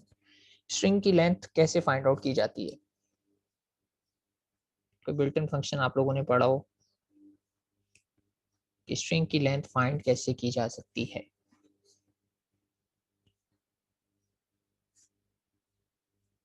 Y so blank? क्यों इतने खामोश हैं आप लोग? ये तो बड़े सिंपल सा सवाल है। किसी स्ट्रिंग की लेंथ अगर मुझे फाइंड आउट करनी हो तो कोई बिल्ट इन फंक्शन है जिससे मैं फाइंड आउट कर सकता हूँ with reference to string chapter introduction to computer programming course. आप लोगों ने रिवाइज नहीं किए हैं, इसका मतलब इंट्रोडक्शन टू कंप्यूटर प्रोग्रामिंग आपको बिल्कुल बेसिक सवाल का जवाब नहीं आ रहा है। तो अगर मुझे स्ट्रिंग की लेंथ रिक्वायर्ड होती है तो मेरे पास एक बिल्ट इन फंक्शन है सी में strlen, जिससे मुझे स्ट्रिंग की लेंथ मिल जाती है। तो अगर मुझे स्ट्रिंग की लेंथ पता लग जाए तो मैं वहां पर जाके इंसर्ट कर सकता हूँ अपना राइट पैरेंथेसिस। और strlen का फंक्शन से मुझे लेंथ पता लग सकती है, यानी intlen, और लेंथ में मैं लिखता हूँ सिंपली strlen। ठीक है, और strlen से मुझे क्या करना पड़ा? strlen of infix. ठीक है, strlen ऑफ इनफिक्स। लेकिन strlen का फंक्शन मैं ऐसे ही यूज नहीं कर सकता, ये स्ट्रिंग लाइब्रेरी का फंक्शन है। तो स्ट्रिंग लाइब्रेरी का फंक्शन है, मुझे यहाँ पे एक और लाइब्रेरी इंक्लूड करानी पड़ेगी, hash include string dot h। तो अब मैंने सारी लाइब्रेरीज एक एक करके इंक्लूड कराई है ताकि आपको पता रहे कि कौन सी लाइब्रेरी में क्यों इंक्लूड करवा रहा हूँ। और देन अगेन इसको भी मैं बिल्ट इन लाइब्रेरी तो इसको मूव अप कर देता हूँ। तो ये मेरे पास स्ट्रिंग लेंथ की लाइब्रेरी की वजह से ये फंक्शन मिला strlen, इससे मुझे स्ट्रिंग की लेंथ मिल गई। अब लेंथ तो मिल गई, मेरा काम लेंथ फाइंड आउट करना नहीं था, मेरा काम तो ये था कि इनफिक्स की, ठीक है, इनफिक्स एक्सप्रेशन जो है मेरी उसकी लेंथ पर अच्छा ध्यान रहे। लेंथ अगर ये 10 बता रहा है तो इसमें मैक्सिमम इंडेक्स क्या होगी? 9 होगी। ये तो आप समझते हैं ना, एरे है। लेंथ अगर मैं 10 बता रहा हूँ तो इसमें 0 से लेकर 9 तक एलिमेंट होंगे। लेंथ अगर बता रहा हूँ 20 तो 0 से लेकर 19 होंगे। लेंथ बता रहा हूँ 100 तो 0 से लेकर 99 होंगे। तो इट मीन्स मुझे इस वक्त राइट पैरेंथेसिस इंसर्ट करना है वैलिड डेटा एलिमेंट के बाद।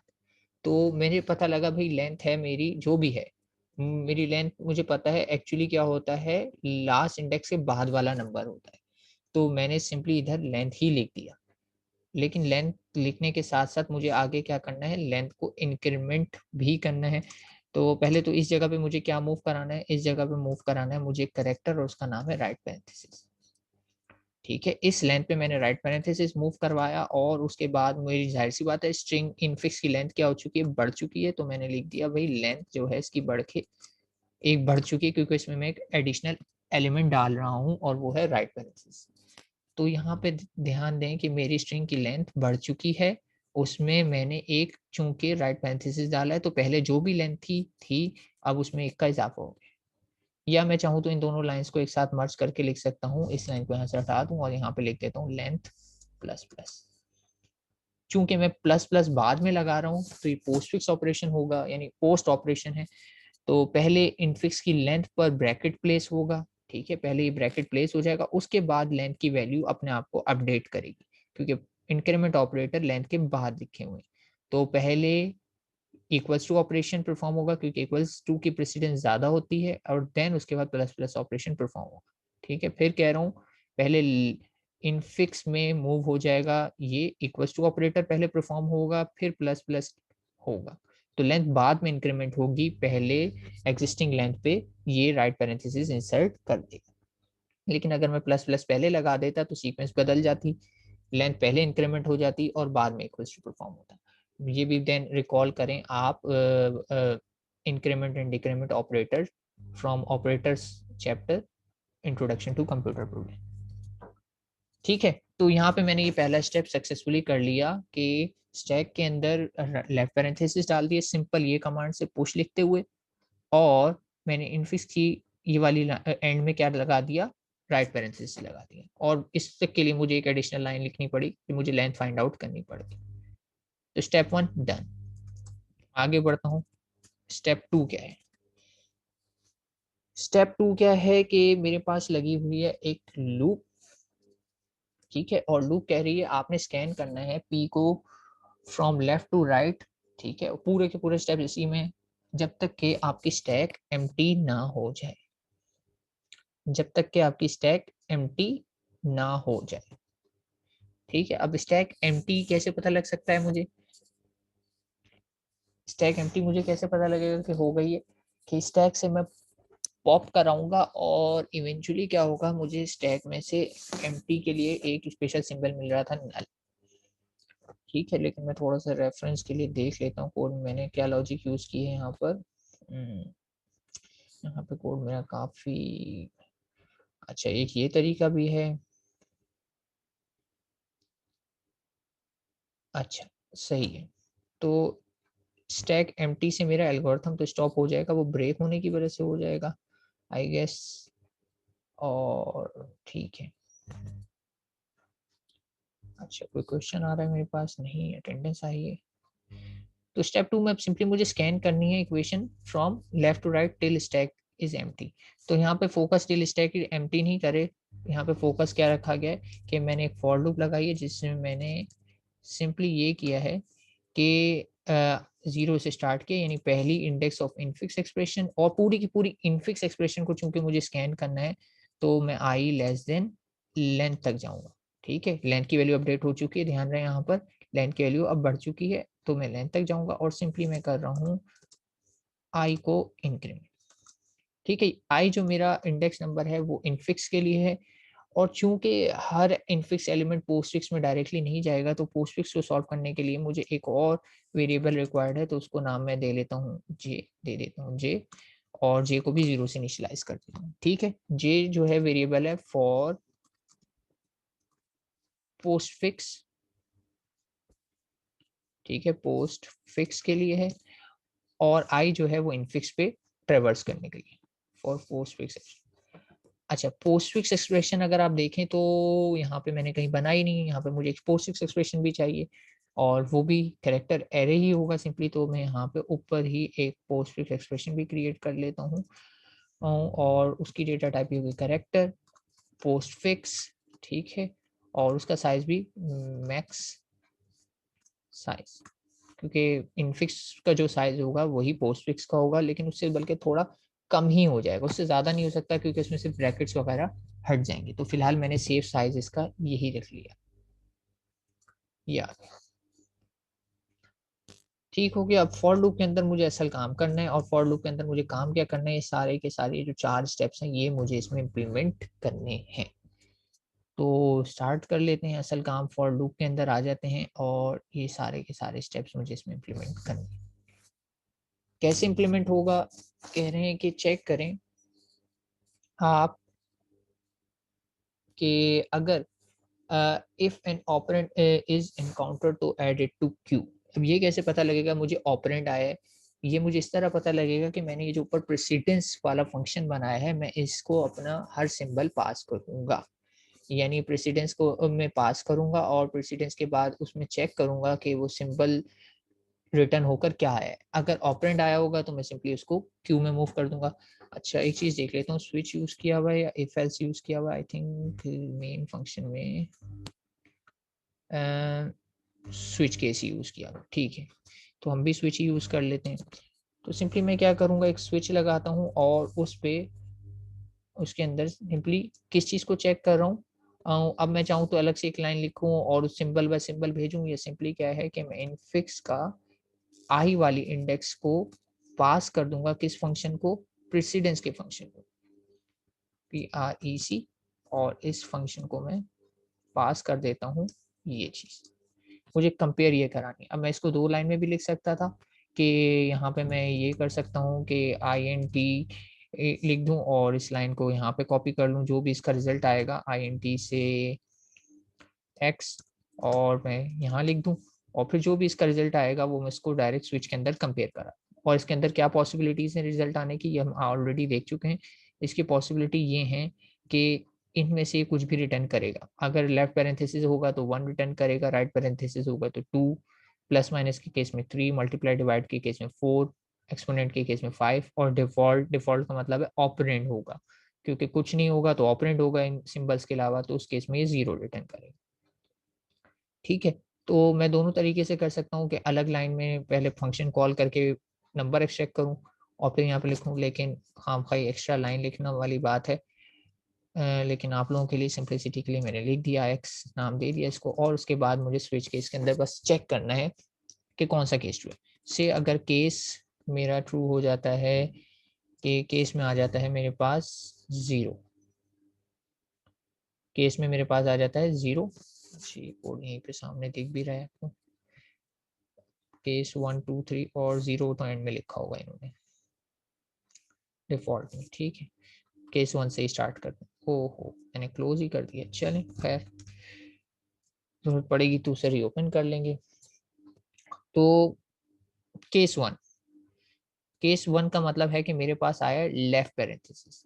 तो लेफ्ट पैरेंथेसिस तो मुझे सिंपली क्या करना होता है, स्टैक में पुश कर देना होता है। यहाँ पे देखें आप पढ़ें कि केस 1 मेरे पास था, लेफ्ट पैरेंथेसिस के लिए कह रहे हैं if left parenthesis is encounter. मैं यहाँ पे हाईलाइट कर देता हूँ, मैं इस वक्त कौन सी वाली लाइन इंप्लीमेंट कर रहा हूँ, ऊपर नीचे हो सकती है, इससे कोई फर्क नहीं पड़ेगा।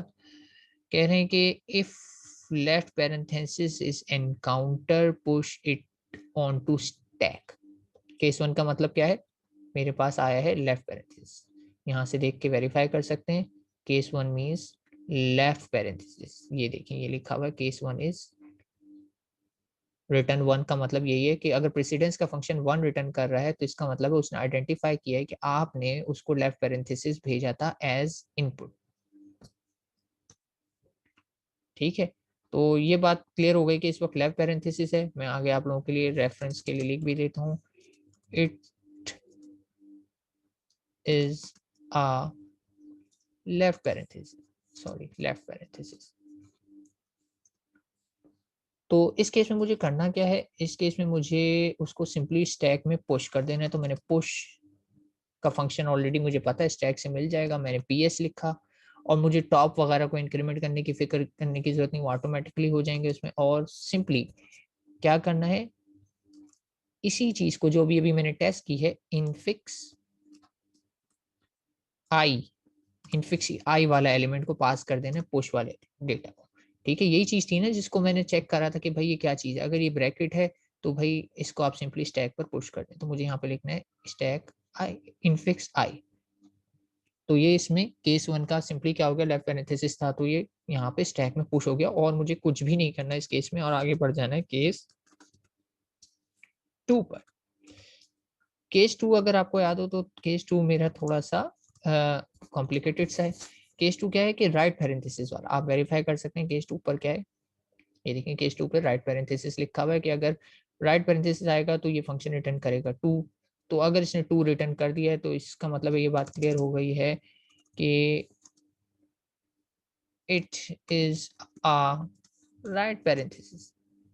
अब अगर ये राइट पैरेंथेसिस है तो इसका मतलब है कि मुझे क्या करना है, मुझे यहाँ से अगर देखा जाए तो कौन से स्टेप्स फॉलो करने हैं, if right parenthesis is encounter, ये वाले स्टेप्स मुझे फॉलो करने हैं। और ये स्टेप्स क्या हैं कि भाई राइट पैरेंथेसिस अगर आपका आता है तो आपने रिपीटेडली पॉप करना है फ्रॉम स्टैक और ऐड करना है उसे पोस्टफिक्स यानी क्यू में until a left parenthesis is encountered। ठीक है, तो until a left parenthesis is encounter आपको ये करते रहना है और उस लेफ्ट को भी निकालना है।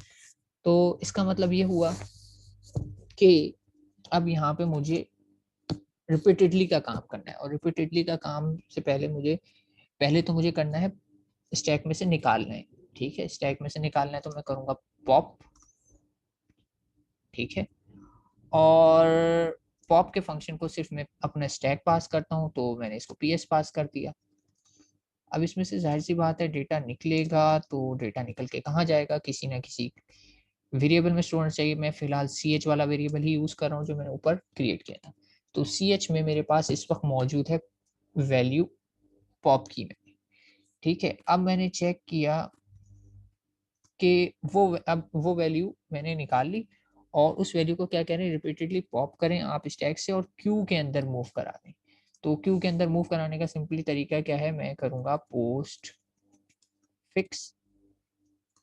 पोस्ट फिक्स में जे वाली इंडेक्स में मूव कराना है, किस चीज को, CH को। सिंपल, ये मैंने लिख दिया, तो ये ऑटोमेटिकली स्टैक से निकल के आया CH के अंदर, और CH को मैंने कॉपी कर दिया जे में। और उसके बाद जाहिर सी बात है मुझे जे को कर देना है इंक्रीमेंट, तो मैं जे कर दूंगा प्लस प्लस। लेकिन फिर वही कहूंगा, ये दो लाइनें मैं एक साथ मर्ज कर सकता हूँ, जे प्लस प्लस यहाँ लिखने के बजाय मैं यहाँ पे लिख देता हूँ जे प्लस प्लस।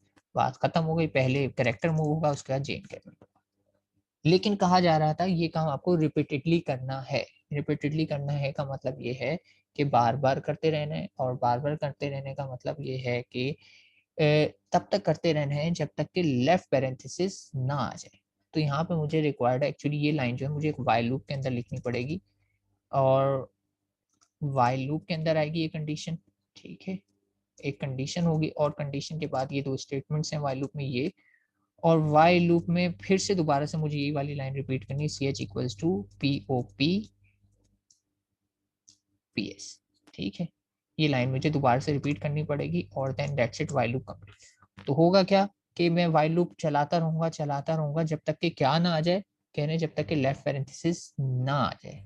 तो अब ये कैसे पता लगेगा लेफ्ट पैरेंथेसिस है, मैं चेक कर लूंगा कि CH की वैल्यू अगर इक्वल, ये कैसे पता लगेगा कि लेफ्ट पैरेंथेसिस का अगर आप ध्यान दें, ये ऊपर कैसे पता लगता था, लेफ्ट पैरेंथेसिस में मेरे पास आता था 1।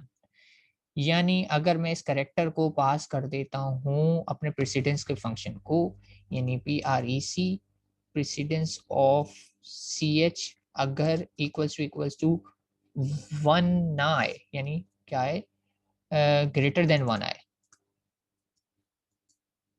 ग्रेटर देन 1 आएगा कि क्या होगा मैं देख लेता हूँ।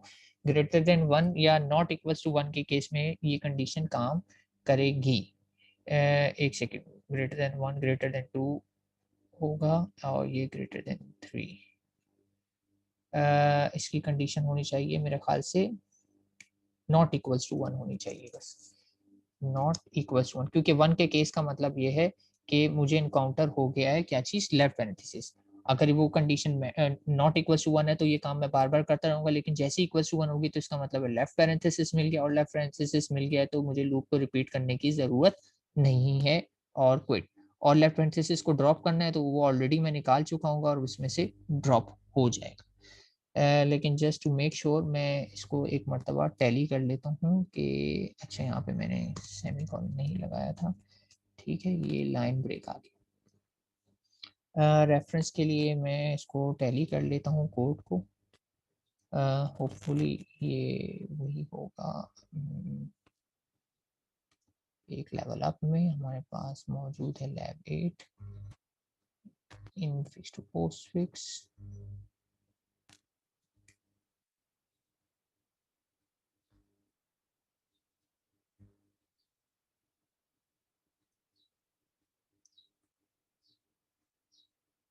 Annotation clear. ठीक है, कंडीशन जस्ट वेरीफाई कर लेता हूँ मैं कि यही है जो मैंने यूज किए या कुछ और यूज।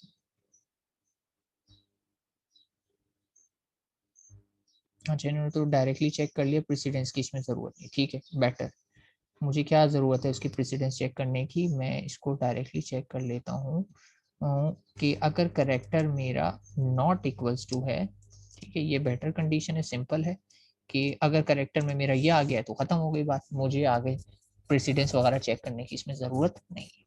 ठीक है, तो बेटर कंडीशन इज कि मैंने करेक्टर पॉप किया और मुझे पता लगा करेक्टर लेफ्ट पैरेंथेसिस है, तो मेरी लूप ब्रेक हो जाएगी और मैं मजीद काम नहीं करूंगा। और यही मेरा एल्गोरिथम का स्टेप कह रहा था कि repeatedly pop from stack, repeatedly की वजह से वाइल लूप लगी, एंड ऐड टू क्यू, और ये देखें ये क्यू मेरा बेसिकली पोस्ट फिक्स एक्सप्रेशन था, ठीक है, और जे को इंक्रीमेंट करता जा रहा हूँ क्योंकि मोर देन वन ऑपरेटर यहाँ से निकल सकते हैं, तो जे भी प्लस प्लस होता जा रहा है। और फिर उसके बाद मैं रिपीटेडली पॉप करना है, तो ये देखें बार बार मैं पॉप करना शुरू करूँ। पहली मरतबा पॉप मैंने बाहर से ही किया, लेकिन फिर दूसरी मरतबा मैंने लूप के अंदर किया है, ठीक है। डू वाइल लूप यहाँ पे सुटेबल नहीं है, ट्राई की है मैंने। अगर आप लोगों को है कि सर ये रिपीटिशन हो रही है, मैं डू वाइल लूप यूज करूँ, तो आप ट्राई कर सकते हैं, लेकिन उसमें आप देखेंगे कि नहीं होगा, स्टेप्स आपके इफ स्टेटमेंट आ जाएगा कि इफ स्टेटमेंट भी यूज करना पड़ेगा तो बढ़ जाएगा। खैर, कब तक ये करना था काम, अनटिल अ लेफ्ट पैरेंथेसिस इन एनकाउंटर, तो ये देखें ये कंडीशन लगा दी कि ये लूप तब चलेगी जब तक कि लेफ्ट पैरेंथेसिस ना आए। जैसे ही लेफ्ट पैरेंथेसिस आएगा तो हम यहाँ पे क्विट कर देंगे। और रिमूव द लेफ्ट पैरेंथेसिस, तो ऑलरेडी मैंने यहाँ से डेटा निकाला और यहाँ जाके जब चेक किया लूप में पता लगा वो लेफ्ट पैरेंथेसिस है, तो दैट्स इट, वो तो निकल चुका है, मुझे दोबारा से उसे निकालने की जरूरत नहीं है, तो वो इसमें से ऑलरेडी निकल चुका है।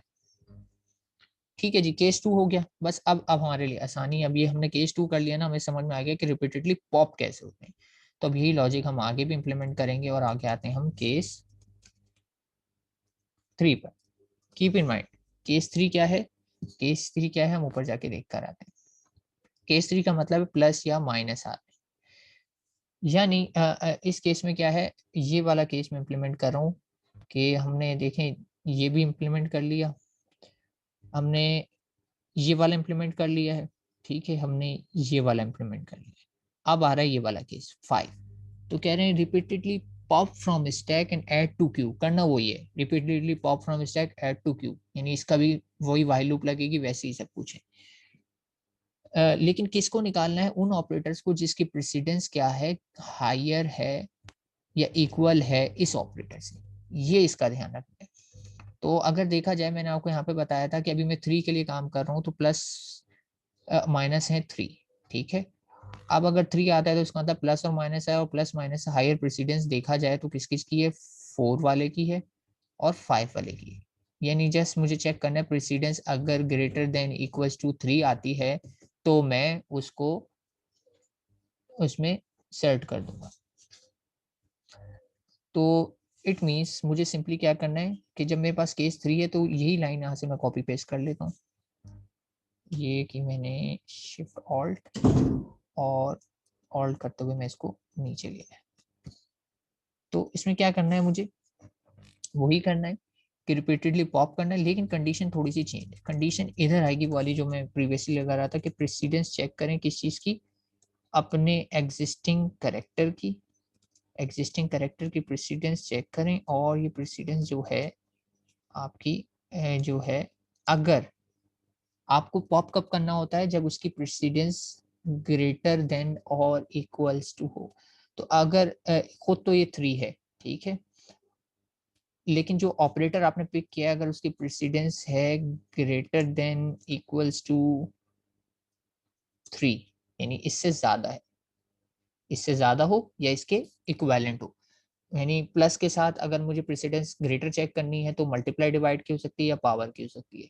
प्लस के साथ अगर मुझे प्रेसिडेंस इक्वल चेक करनी है तो वो माइनस की हो सकती है। तो ग्रेटर देन का सिंबल इस बात को कवर करेगा कि 4 या 5 यानी मल्टीप्लाई डिवाइड या एक्सपोनेंट आ जाए, और इक्वल टू का केस ये चेक करेगा कि कहीं माइनस तो नहीं आ गया।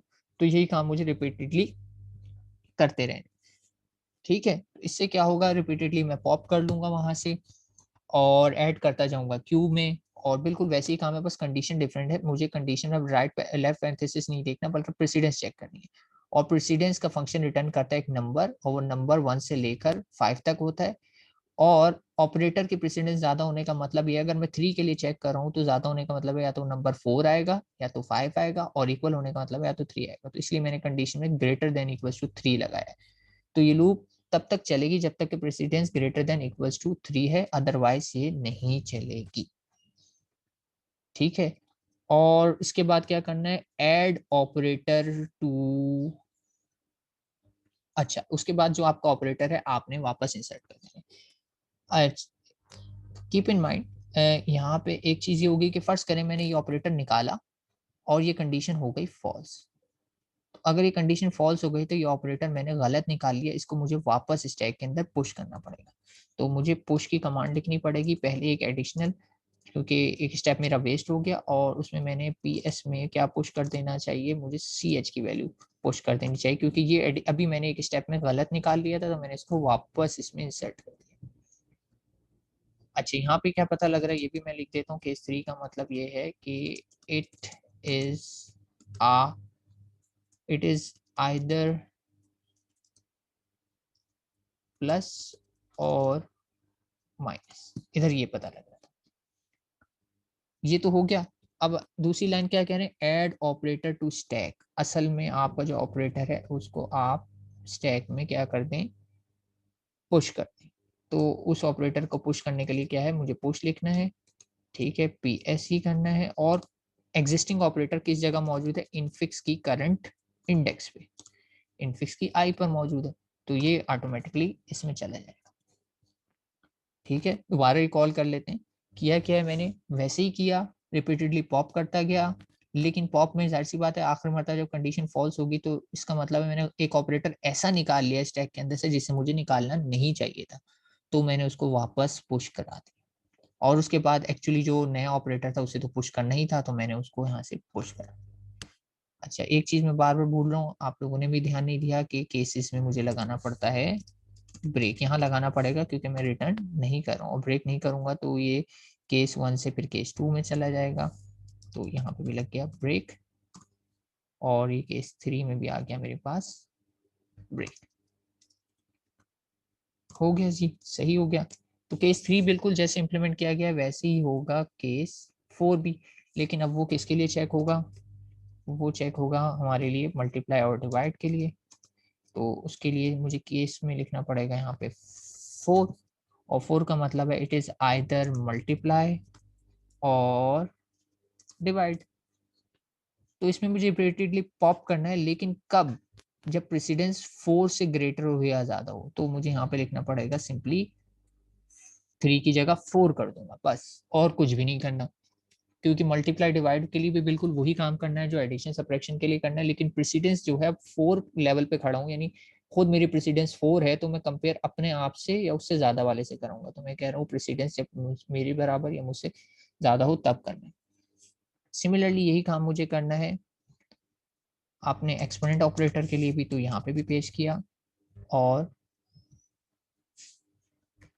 4 के बाद अब मुझे प्रेसिडेंस में क्या लिख देना चाहिए, इसमें लास्ट में 5। अगर 5 आ जाता है तो मुझे क्या करना है, अब मुझे सिर्फ ये चेक करना है, अब इससे ज्यादा तो प्रेसिडेंस हो नहीं सकती हमारे पास फिलहाल कोड में, 5 से बड़ा नंबर नहीं है, तो मैं इक्वल्स टू 5 लिख देता हूँ, तब भी चल जाएगा। ग्रेटर देन इक्वल्स टू 5 लिख दूंगा तब भी चल सकता है, लेकिन मेरे पास सिर्फ एक ही ऑपरेटर है एक्सपोनेंट का, तो इस पर्टिकुलर एल्गोरिथम के लिए इक्वल्स टू लिखना ही सही रहेगा। वेरीफाई कर लेता हूँ एक मरतबा, यही कोड्स हैं। ठीक है, 3 का केस यही है, पुश करना है, ब्रेक कर देना है। ठीक है, 4 है, और हाँ देखिए 5 को सिर्फ इक्वल्स टू करवाया हुआ है, और इसके बाद लास्ट मेरा डिफॉल्ट केस है जो ऑपरेंट का है, उसको भी कर लेते हैं। ये हो गया, और उसके बाद मेरा है डिफॉल्ट केस। और डिफॉल्ट केस में मुझे इसको कवर करना है, डिफॉल्ट केस में मैं कवर करूंगा अपने ये वाले केस को। ठीक है, ये अभी हमने कवर कर लिया। ठीक है, अब डिफॉल्ट में ये कवर करना है कि सिंपली क्या है, अगर ऑपरेंड आता है तो आप उसको क्यू के अंदर डाल दें। ठीक है, तो क्यू के अंदर डालने का तरीका सिंपल सा है कि मुझे क्या करना है, पोस्ट फिक्स है मेरा पोस्ट फिक्स, और वही बात है जे में डालना है, और जे को भी साथ साथ इंक्रीमेंट भी करता जा रहा हूँ, equals to infix I, that's it, मुझे ये करना है। अच्छा, आई को मैं इंक्रीमेंट क्यों नहीं कर रहा हूँ, आई ऑटोमेटिकली मेरा लूप कंट्रोल वेरिएबल है, वो यहाँ पर खुद ब खुद इंक्रीमेंट हो रहा होगा। जे को मुझे सेलेक्टिवली इंक्रीमेंट करना होता है जब मैं जे के अंदर कुछ मूव करता हूँ, और जे के अंदर कब कब मूव हो रहा होता है कि जब जब मैं निकाल रहा होता हूँ स्टैक से, तो जे के अंदर कहाँ मूव हो रहा होता है, एक तो ये था कि ये रहा, ये पोस्ट फिक्स में जा रहा है कि यहाँ से निकल रहा है, यहाँ पे इंक्रीमेंट हो रहा है, यहाँ पे इंक्रीमेंट हो रहा है। और हर मरतबा जब भी मैं स्टैक से निकाल के पोस्ट फिक्स वाले में डालता हूँ तो मैंने जे प्लस प्लस वहाँ लिखा हुआ है, और ये सिंपली ये बता रहा है कि डिफॉल्ट केस में ये पता लग रहा है कि it is an operand. Operand का मतलब है एबीसी कुछ भी हो सकता है। दैट्स इट, मैंने अपने एल्गोरिथम के सारे स्टेप इसमें कन्वर्ट कर लिए। मैं एक बार अभी रिकॉल कर दूंगा, पहले इसको हम रन करके देख लेते हैं कि इसमें कोई प्रॉब्लम ना हो। और अब रन करने का सिंपली क्या है कि इनफिक्स टू पोस्टफिक्स हो गया, ये स्विच केस का एंड हो गया, ये लूप का एंड हो गया, और इसके बाद बस मुझे एक प्रिंटफ की लूप लगा के इसे चेक करना है। ठीक है, तो मैं फंक्शन के अंदर एक सिंपली लूप लगाता हूँ और अपनी पोस्टफिक्स एक्सप्रेशन को हम वेरीफाई कर लेंगे कि ये सही है या नहीं। तो एक फॉर लूप, ठीक है, आई ही कर लेता हूँ क्योंकि वो लूप का स्कोप जो था वो फंक्शन के अंदर ही है ना लूप का स्कोप। चलिए देख लेते हैं, अगर एरर देगा तो हम इसको सही कर देंगे। ये 0 से चलेगा, ठीक है, जब तक आई लेस देन, अच्छा अब मुझे प्रिंट करानी है पोस्टफिक्स एक्सप्रेशन, पोस्टफिक्स की लेंथ इनफिक्स से कम होती है। तो मैं यहाँ पे डायरेक्ट लिख लेता हूँ STRLEN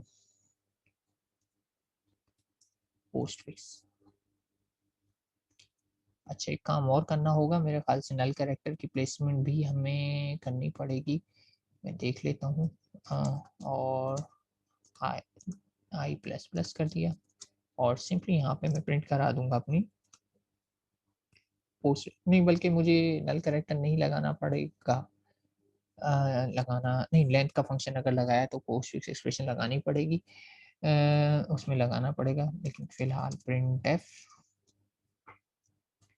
और लाइन चेंज के साथ मैं लिखता हूँ postfix equals to %s, और ये आ गई मेरी पोस्ट फिक्स। ठीक है, नल कैरेक्टर भी प्लेस होगा, और एग्जैक्टली कहाँ प्लेस होगा, लूप के बाद होना चाहिए मेरे ख्याल से। लूप एंड होगी और उसके बाद मुझे प्लेस करना पड़ेगा। ये थोड़ा सा एक्स्ट्रा सा कोड है तो मसला करता है। चले सही है, नल कैरेक्टर नहीं प्लेस किया हुआ तो लेंथ का फंक्शन नहीं लगा रहे, सिंपली क्या लगाया हुआ है, जे की इंडेक्स पे लगा दिया है। यानी मुझे पता है जे कहाँ तक पहुंच गया, लेकिन बेहतर है कि यहाँ पे मैं एक एक्स्ट्रा स्टेप करूँ, और वो स्टेप क्या हो, पोस्ट फिक्स जे वाले इंडेक्स पे। ऐसी बात है, जे इंक्रीमेंट हो चुका है, अब मुझे मजीद इंक्रीमेंट नहीं करना, इस जगह मुझे प्लेस कर देना चाहिए नल कैरेक्टर जो कि मार्क करता है एंडिंग ऑफ अ स्ट्रिंग। अगर मैं ये यूज कर दूंगा तो फिर यहाँ पे मैं str लेंथ वाला फंक्शन यूज कर सकता हूँ। ठीक है, लेकिन ये लाइन फिलहाल आपके कोड में मिसिंग है, मैं चेंज नहीं कर रहा, लेकिन इट्स बेटर कि मैं अपने स्ट्रिंग को नल कैरेक्टर लगाऊं, क्योंकि जब मैं कैरेक्टर बाय कैरेक्टर स्ट्रिंग में प्लेस करता हूं तो मुझे नल कैरेक्टर भी खुद से प्लेस करना पड़ता है। अभी हम चेक कर लेंगे, फिलहाल मैंने वो लॉजिक लिखी है जो यहाँ पे थी, और फिर इसके बाद हम चेंज करके वो भी लिख लेंगे जो मेरे समझ में भी आ रही है। चलें, तो अब इस प्रोग्राम को बिस्मिल्लाह करके रन करते हैं और किसी एग्जांपल से वेरीफाई कर लेंगे कि ये सही काम कर रहा है या नहीं। तो रन करने का तरीका, ठीक, लेट्स सी कोई कंपाइलेशन एरर तो नहीं है। जी हमारे पास कंपाइलेशन एरर है कुछ, कहाँ पर है, return with no value, return with no value किसमें, इन फंक्शन मेन के अंदर मैंने रिटर्न के अंदर कोई वैल्यू पास नहीं की हुई है गालबन। तो देख लेते हैं, मेन फंक्शन ये रहा, मेन फंक्शन में रिटर्न मैं भूल गया हूँ, हो सकता है, जी बिल्कुल भूल गया हूँ, यहाँ पे रिटर्न 0 होता है, तो रिटर्न 0 आ गया। दोबारा से रन करके देख लेते हैं।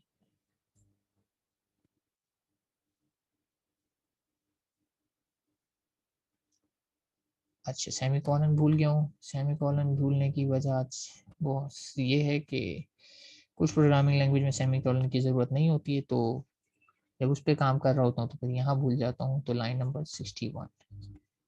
61 में मैंने सेमी कॉलन नहीं लगाया, लेकिन यहाँ तो लगा हुआ है 61 में, पोस्ट फिक्स JCH,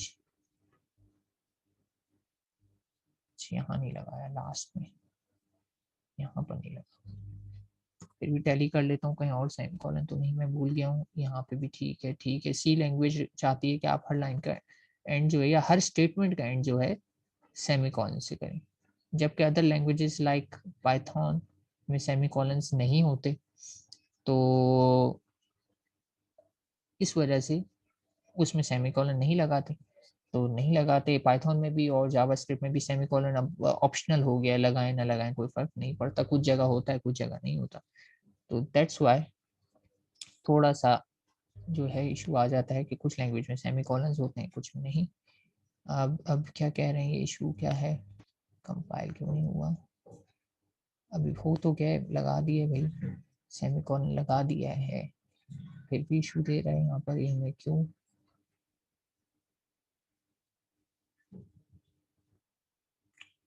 टर्मिनल को रीस्टार्ट कर लेता हूँ मैं और देख लेते हैं कि क्यों ऐसा इशू दे रहा है।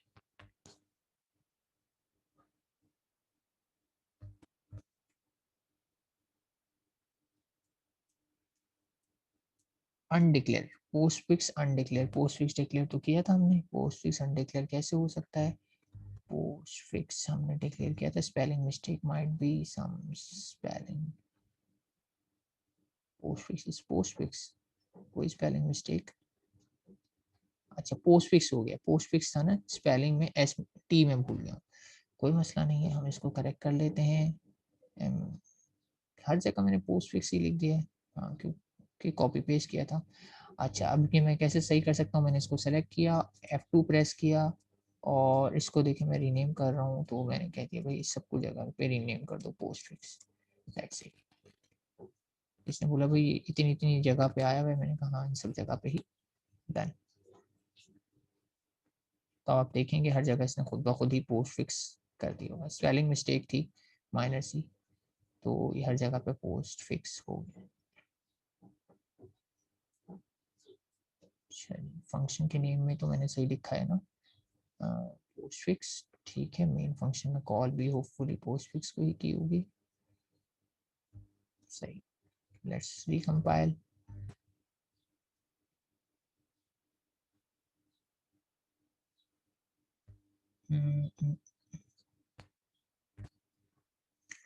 चलिए अब क्या कह रहे हैं कि कोई लाइन नंबर नहीं बता रहा और कह रहे हैं टर्मिनेट हो गया है, इस फाइल को तो मैं यहाँ से हटा देता हूँ, डिस्ट्रैक्ट करेगी। तो एरर क्या आ रहा है हमारे पास, expected equals to comma and fana fana fana at the end of input postfix, input postfix, काम कर लेता हूँ इसको, एक मरता रिस्टार्ट कर लेता हूँ, बाद औकात बग होते हैं और हमारा टाइम वेस्ट हो जाता है इसमें, तो let's close and restart.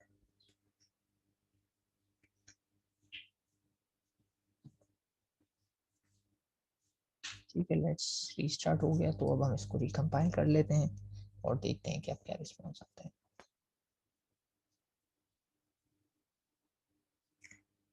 Error किस लाइन में दे रहा है एरर, ये तो मुझे पता भी नहीं लग रहा किस लाइन में एरर है, क्योंकि सच इसकी इंफॉर्मेशन नहीं दे रहा कोई कंपाइलेशन।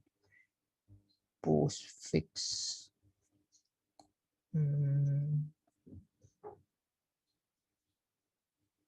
टेम्पररी फाइल को क्यों रन कर रहा है, मुझे ये रन नहीं करनी है।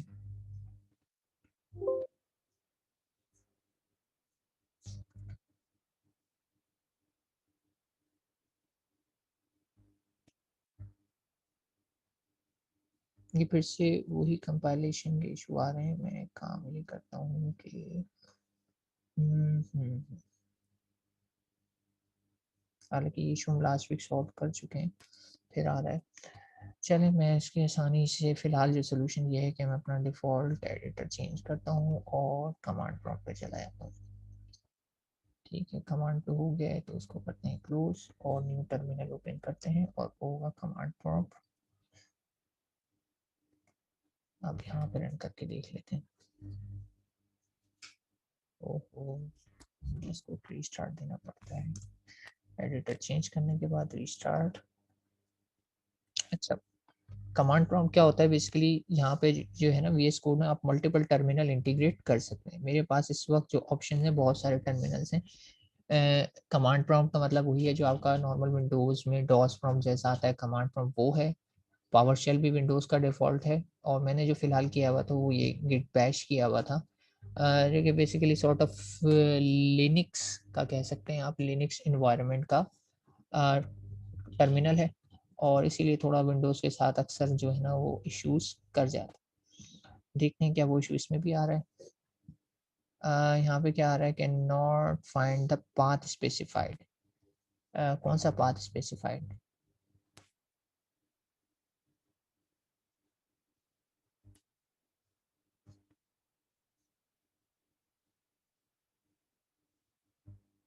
ऐसा इशू तो हमारे पास पहले कभी भी नहीं आया है, तो ऐसा इशू क्यों आ रहा है?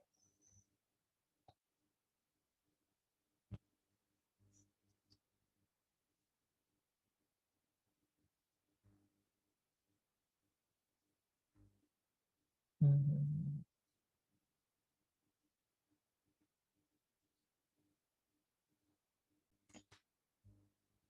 ओके क्लास, तो इशू जो है कोई हमारा पाथ से रिलेटेड एक इशू आ रहा है कि हमारा कोड जो है यहाँ पर रन नहीं हो पा रहा, और मैनुअली मैंने ट्राई किया है, और हम इसको ये है कि जो हमारा कोड रनर एक्सटेंशन है इसमें, जो मैं डायरेक्टली इसको प्ले करता हूँ तो ये मुझे देखें क्या इशू देता है। कोई पाथ से रिलेटेड ये इशू दे रहा है हमें। System can not find the path specified. एक और दफ़ा ट्राई कर लेते हैं, स्टिल दिस इशू। हो क्या रहा है कि ये कमांड जो है रन नहीं कर पा रहा, तो हम ये कमांड मैनुअली रन करके देख लेते हैं। कमांड क्या है कि मुझे कंपाइलेशन करके जो एक्जी बनाने की कमांड है वो ये लिखी हुई है, बस मुझे ये चाहिए। तो मैं इस कमांड को अपने फ़ोल्डर में जाके रन कर लेता हूँ, और इस कमांड को यहाँ से करता हूँ कॉपी। सिंपली मैंने कॉपी किया और यहाँ किया पेस्ट, और यहाँ से रन नहीं होगी, एरर आएगा। क्यों एरर आया? कह रहा है नो सच फाइल और डायरेक्टरी। और ऐसा क्यों हुआ? क्योंकि अगर आप मेरा करंट प्रॉम्प्ट देखते हैं तो करंट प्रॉम्प्ट में इस वक्त SP21 सेलेक्टेड, जबकि इनफिक्स टू पोस्टिक्स वाली फाइल लैब 8 में मौजूद है। तो मुझे पहले इसमें मैनुअली अगर करना पड़ जाए, अगर आप लोगों को इशू आए, तो आप पहले चेंज डायरेक्टरी करके लैब 8 में जाएंगे। अब देखें लैब 8 हाईलाइट हो गया, और लैब 8 के बाद आप इस कमांड को दोबारा से रन करेंगे, जो भी आपकी फाइल का नेम, इधर आपकी सी फाइल का नेम आता है, ठीक है, और ये ओ का फ्लैग ये बताता है आउटपुट, और आउटपुट के बाद अपने आउटपुट के फाइल का नाम क्या देना चाह रहे हैं, तो मैंने वही सेम नेम दिया हुआ है। अगर मैं नेम नहीं दूंगा तो अपनी मर्जी से कोई भी नेम असाइन कर देगा, जीसीसी वही आपका कंपाइलर है। तो ये देखिए, मैं जैसे ही इसको रन करूंगा तो आप अपने लैब 8 के फोल्डर में देखेंगे कि एक्जी फाइल क्रिएट हो जाएगी। ठीक है, ये आप देख सकते हैं एक्जी क्रिएट हो गई। इसको मैं प्रीव्यू नहीं कर सकता क्योंकि ये प्रीव्यूएबल फाइल नहीं, ये एग्जीक्यूटेबल है। और इसको रन करने का सिंपली तरीका क्या है कि मैं इस फाइल का नाम लिखता हूँ, इनफिक्स, ठीक है, इनफिक्स टू पोस्ट फिक्स, बस मैं ये लिखूंगा, और एक्जी बताने की जरूरत नहीं है, ऑटोमेटिकली रन होके यहाँ पे कमांड पे आ गई। ये मुझे कह रहा है एंटर इनपुट एक्सप्रेशन, तो मैंने कहा A+B मल्टीप्लाई। अब देखते हैं कि इसका रिजल्ट क्या देती है। अच्छा, तो इसने रिजल्ट तो दिया, लेकिन इसने इतनी मर्तबा प्रिंट एफ क्यों किया, ये देख लेता हूँ मैं। Postfix expression, postfix expression, postfix expression, 4 मर्तबा क्यों आया है ये मेन फंक्शन में? अच्छा, तो इनफिक्स एक्सप्रेशन आ गया, और इसने बार बार पोस्टफिक्स एक्सप्रेशन लिखा। मेरा ख्याल है वही रीज़न होगा, हम इसको एफ फ्लश कर लेते हैं, जो मैं हमेशा ही करता आया हूँ। तो एफ फ्लश std, ठीक है। जब भी स्ट्रिंग से डील करते हैं इस तरह के इश्यूज आ जाते हैं, तो मैंने कहा क्विट नहीं करते, अच्छा क्विट कर देते हैं इसको, प्रोग्राम को, और दोबारा से, जाहिर सी बात है मैंने चेंजेस किए तो ये कमांड दोबारा रन होगी, ऐसी बन गई, और उसके बाद ये कमांड रन कर। अब दोबारा से देखते हैं, A+B मल्टीप्लाई बाय C, ये बार बार क्यों प्रिंट हो रहा है? कहीं मैंने लूप तो नहीं लगाई हुई है, तो इसके बार बार प्रिंट होने का कोई रीज़न?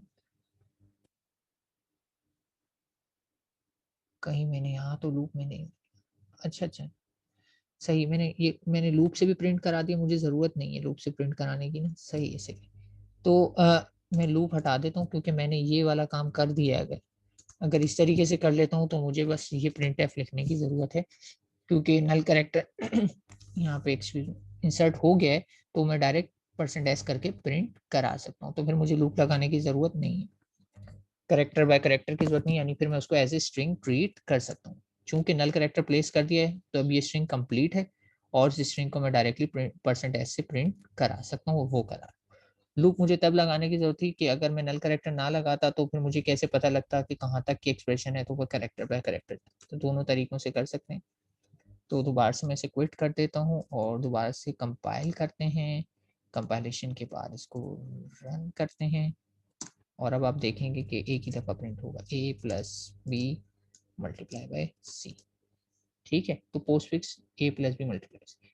और बड़े रिजल्ट से वेरीफाई कर लेते हैं और बड़ी वैल्यूज को देके देखते हैं। और कैसे देके देखेंगे बड़ी वैल्यू, हमारे पास इसमें एक एग्जांपल मौजूद है, हम उसको ट्राई करते हैं ये वाली को। ठीक है, ये हमें सप्लाई करनी है इसको, उसने कहा क्विट करना है, मैंने कहा नहीं करना क्विट हमने भाई। और तो इनफिक्स एक्सप्रेशन पूछी जा रही है, इनपुट एक्सप्रेशन क्या है मेरे पास, ए विदाउट स्पेसिस देनी है, bracket B divide C minus फिर ब्रैकेट फिर डी फिर multiply E power F bracket close plus G bracket close multiply by H. ठीक है, ये पूरी एक्सप्रेशन जो आपकी इसमें एक्सरसाइज में गिवन है ये वाली मैंने यहाँ पे लिख दी है। और इसको देखते हैं कि इवेंचुअली हमारे पास पोस्टफिक्स में इसका आंसर सही आता है या नहीं। ठीक है, कुछ मिस नहीं कर रहा हूँ, hopefully A plus bracket B divide by C minus D multiply by E power F plus G. ठीक है, और इसका आंसर देखते हैं। तो इनफिक्स कह रहे हैं ये थी और पोस्टफिक्स आ रही है A B C divide D E F. तो कंपेयर कर लेते हैं हम यहाँ से दोनों को। तो ये वाली भी कंपेयर कर लेते हैं। ये है मेरे पास जो एक्सपेक्टेड आउटपुट था, ए बी सी इधर भी है, ए बी सी इधर भी है। ठीक है, उसका डिवाइड है, इधर भी डिवाइड है और डिवाइड के बाद डी ई एफ है, यहाँ पे भी डी ई एफ है, डिवाइड के बाद डी ई एफ है। ठीक है, सो फार सो गुड, सही जा रहे हैं हम लोग। देन उसके बाद पावर मल्टीप्लाई माइनस, तीन साइंस हैं, इधर भी पावर मल्टीप्लाई माइनस, तीनों हमारे पास साइन ऑपरेटर साइंस है। देन जी प्लस एच मल्टीप्लाई प्लस, तो इधर भी देखें जी प्लस एच मल्टीप्लाई प्लस। तो इट मीन्स ये हमारा एल्गोरिथम सही काम कर रहा है और इसने सक्सेसफुली इनफिक्स को पोस्टफिक्स में कन्वर्ट कर दिया है। ठीक है, तो इस एल्गोरिथम ने सक्सेसफुली एक इनफिक्स एक्सप्रेशन को पोस्टफिक्स में कन्वर्ट कर दिया, और एक को कर दिया है तो हर को करेगा और तब तक करता रहेगा जब तक कि इसकी जाहिर सी बात है जो हमने लिमिटेशन रखी है साइज की, इतनी बड़ी इक्वेशंस को ये सॉल्व कर लेगा। अगर आपकी इक्वेशन का साइज बढ़ता है तो आप उस साइज को मैनुअली बढ़ा दें या फिर डायनेमिक मेमोरी एलोकेशन यूज करें। तो यहाँ पे ये बात प्रूफ हो गई कि ये एल्गोरिथम जो हमने आज इम्प्लीमेंट किया ये काम करता है, एक इनफिक्स एक्सप्रेशन को पोस्टफिक्स में कन्वर्ट कर देता है और अब हमें मैनुअली ये काम करने की जरूरत नहीं है। ठीक है, तो इस एल्गोरिथम को थोड़ा सा दोबारा से रिव्यू करा देता हूँ कि हमने क्या किया, ताकि आप लोगों को रिकॉल हो जाए कि हम इसमें क्या कर रहे हैं। अच्छा, कोई क्यूरी है हमारे पास? नहीं, कोड बिल्कुल शेयर नहीं करूंगा, आप वीडियो देख देख के इस कोड को खुद इम्प्लीमेंट करेंगे। ठीक है, शेयर कर दूंगा तो फिर आप कुछ भी नहीं करेंगे, शेयर ही ऑलरेडी सब कैमरा रिकॉर्ड में आ रहा है आपके पास रिकॉर्डिंग में, तो आपने मैनुअली खुद टाइप करना है। ठीक है, इसीलिए लैब मैनुअल में नहीं दिया गया था ये कोड, क्योंकि आप लोगों ने खुद करना है। मैं रिकैप करा देता हूँ कोड का। ठीक है, थोड़ा सा हमारे पास टूल का इशू आ गया, तो टूल का भी इशू नहीं है, हमारे पास विंडोज की पाथ की लिमिट आ गई थी। एक्चुअली विंडोज जो है ना, मतलब कुछ कैरेक्टर बड़ा पाथ देती है, लेकिन हमारा पाथ अगर आप देखें टर्मिनल में काफी बड़ा हो गया, इस वजह से ना ये हमारे टूल रन नहीं हो पाता, हमें फिर मैनुअली ट्राई करना पड़ता है, मतलब क्लिक क्लिक क्लिक पे काम नहीं चलता। तो हमारे पास प्रेसिडेंस का एल्गोरिथम था, ऑब्वियस है, इसको एक्सप्लेन नहीं करा, मेन एल्गोरिथम में बता देता हूँ क्या किया था। स्टेप 2 के अंदर ही मैंने लेफ्ट टू राइट स्कैन किया, और स्टेप 2 के अंदर ही मेरे पास स्टेप यहाँ पे आ गए, स्टेप 2 के अंदर ही स्टेप 3, ये जो केसेस लिखे हुए सारे स्टेप्स हैं। ठीक है, तो मैंने स्कैन किया लेफ्ट टू राइट में चेक किया गया, पता चलता है कि लेफ्ट पैरेंथेसिस है तो मैंने उसको सिंपली स्टैक में पुश कर दिया। पता चला कि भाई राइट पैरेंथेसिस है तो मैंने क्या किया, रिपीटेडली पॉप किया स्टैक से। ठीक है, रिपीटेडली पॉप के स्टैक से और मूव करता गया क्यू में जब तक कि लेफ्ट पैरेंथेसिस ना आ जाए। तो इसीलिए मैंने इसकी कंडीशन लगाई थी कि लेफ्ट पैरेंथेसिस ना आए तब तक लूप चलेगी, जैसे इक्वल हो जाएगी कंडीशन लूप रुक जाएगी और ऑटोमेटिकली ये लेफ्ट पैरेंथेसिस इसमें से निकल चुका होगा तो निकल गया। उसके बाद अगर प्लस या माइनस आता है तो मुझे वही रिपीटेडली पॉप करना है स्टैक से और पुश कर देना, मूव कर देना है पोस्टफिक्स में। लेकिन कब? सिर्फ उनको करना है जिनकी प्रेसिडेंस इससे ज्यादा हो या इक्वल हो। तो ये देखिए मैंने प्रेसिडेंस चेक करी हुई इस पर्टिकुलर कैरेक्टर की, ये जो भी यहाँ से निकला है इसकी प्रेसिडेंस अगर एग्जिस्टिंग एग्जिस्टिंग क्या है, मेरी प्रेसिडेंस 3 है, यानी इस वक्त मैं 3 पर खड़ा हूँ, तो 3 से ज्यादा वाली कौन सी है? ग्रेटर देन इक्वल्स टू 3, यानी 3 आए, 4 आए या 5 आए तो मैं ये करूंगा, वरना नहीं करूंगा। और उसके बाद क्या था, जब आप रिपीटेडली पॉप कर लें तो इवेंचुअली आपने नए वाले ऑपरेटर को इंसर्ट करना है। और ये एडिशनल स्टेप इसलिए आया कि गलती से मैंने एक ऑपरेटर निकाल लिया जो इस पे ये कंडीशन फॉल्स हो गई। तो कंडीशन फॉल्स हो गई तो उस ऑपरेटर को मुझे वापस पुश कराना पड़ा। यही सेम स्टेप इसके लिए भी है, बस 3 चूंकि यहाँ पे केस 4 है तो यहाँ पे भी केस 4 लिख दिया गया है। और यही सेम स्टेप यहाँ पर भी है, चूंकि यहाँ पे केस 5 है यानी एक्सपोनेंट के लिए है। अच्छा, यहाँ पे 5 का मतलब है इट इज आ एक्सपोनेंट या इट इज एन एक्सपोनेंट। ठीक है, तो ये एक्सपोनेंट के लिए, और चूंकि 5 से बड़ा मेरे पास नंबर नहीं है तो ग्रेटर नहीं लगाया मैंने, सिर्फ इक्वल टू चेक किया, पूरी लॉजिक वही है। और डिफॉल्ट केस में मैंने ये पता लगाया कि वो एक ऑपरेंट, और ऑपरेंट तो डायरेक्टली कहाँ चले जाते हैं? पोस्ट। और उसके बाद फिर मैंने यहाँ पे चूंकि नल कैरेक्टर इंसर्ट कर दिया तो अब ये कंप्लीट स्ट्रिंग बन गया, यानी इसको मैं %s करके प्रिंट करा सकता हूँ। लेकिन अगर मैं नल कैरेक्टर नहीं लगाता तो फिर मुझे एक एक करके लूप लगा के कैरेक्टर बाय कैरेक्टर प्रिंट कराना पड़ता। तो दैट्स इट, ये था आपका इनफिक्स टू पोस्टफिक्स एक्सप्रेशन का कोड, जो कि मुश्किल वाला था। ठीक है, इसके अलावा आसान वाला जो आपका कोड है वो है इनफिक्स टू पोस्टफिक्स एवेल्युएशन का। ठीक है, और वो मैं आपको करके नहीं बताने वाला, वो आप लोग खुद ट्राई करेंगे बुक से अपनी हेल्प लेते हुए। आपकी जो टेक्स्ट बुक है उसमें आपको इसका कोड की हेल्प मिल जाएगी, तो बस काइंडली अपनी टेक्स्ट बुक को देखिएगा। टास्क क्या था? Write a C code to implement the above algorithm. तो ये टास्क आपको करना है, मैंने आपको जो कोड लिख के दिखाया ये भी आपने करना है। और उसके बाद ये मैनुअली भी यहाँ पे सॉल्व करना है। ठीक है, ये मैनुअल है, यानी पेपर पेंसिल अप्रोच जो आप थ्योरी में कर गए। और होम टास्क में भी पोस्टफिक्स एवेल्युएशन की भी एक पेपर पेंसिल अप्रोच एग्जांपल है और एक कोडिंग, यानी दोनों के कोड भी लिखने हैं और दोनों की एक पेपर पेंसिल अप्रोच भी है। जो सेकंड टास्क है उसको पढ़ देता हूँ कि यहाँ पे एक आपका इक्वेशन जो गिवन है S is equal to V I T plus 1/2 AT², ये गिवन है। यानी आपके पास जो एक्सप्रेशन है वो ये आ रही है, आपको इसको सॉल्व करना है यूजिंग पोस्टफिक्स एवेल्युएशन। लेकिन यहाँ पे बताया जा रहा है बुलेट का मास जो है 0.5 kg है। ठीक है, और वो ट्रेवल कर रही है स्पीड ऑफ 15 मीटर पर सेकेंड। और इसमें होगा क्या? Penetrate into a bag of sand and it's uniformly brought to rest in 0.5 second. we have to calculate how far the bullet is penetrated into the bag of sand by using second equation of motion। ठीक है, ये s is equal to VIT आपकी Newton's law of motion जो होता है second equation उसकी। Acceleration of bullet is -300 metre पर second square. ठीक है, तो सारी चीजें भी गिवन है आपको यहाँ पे, आपको एक्सेलरेशन भी गिवन है, इनिशियली उसकी वेलोसिटी क्या होगी आप खुद कैलकुलेट कर लेंगे। Velocity is equals to v is equals to क्या होता है? मीटर पर सेकंड। ठीक है, बस। तो आप वेलोसिटी कैसे कैलकुलेट करेंगे? यहाँ पे गिवन है, स्पीड ऊपर लिखी हुई है 15 मीटर पर सेकंड से इनिशियली आ रही है। ठीक है, टाइम भी गिवन है 0.5, एक्सेलरेशन भी गिवन है, डिसेलरेशन है एक्चुअली -300। और उसके अलावा क्या चीज़ बची? कुछ भी नहीं, तीनों चीज़ें गिवन है, वी आई भी गिवन है, टी भी गिवन है, ए भी गिवन है, और बचा 1/2। तो आप इस एक्सप्रेशन को पहले जो है, जाहिर सी बात है, जब इसको आपको कह रहे हैं write code to calculate distance in postfix notation, first convert the given equation into postfix manner. तो आपको पहले इस एक्सप्रेशन को पोस्टफिक्स में कन्वर्ट करना पड़ेगा, तो क्योंकि ये तो इनफिक्स में गिवन है, तो आप इसी इक्वेशन को करेक्टर की तरीके से पोस्टफिक्स में कन्वर्ट करेंगे।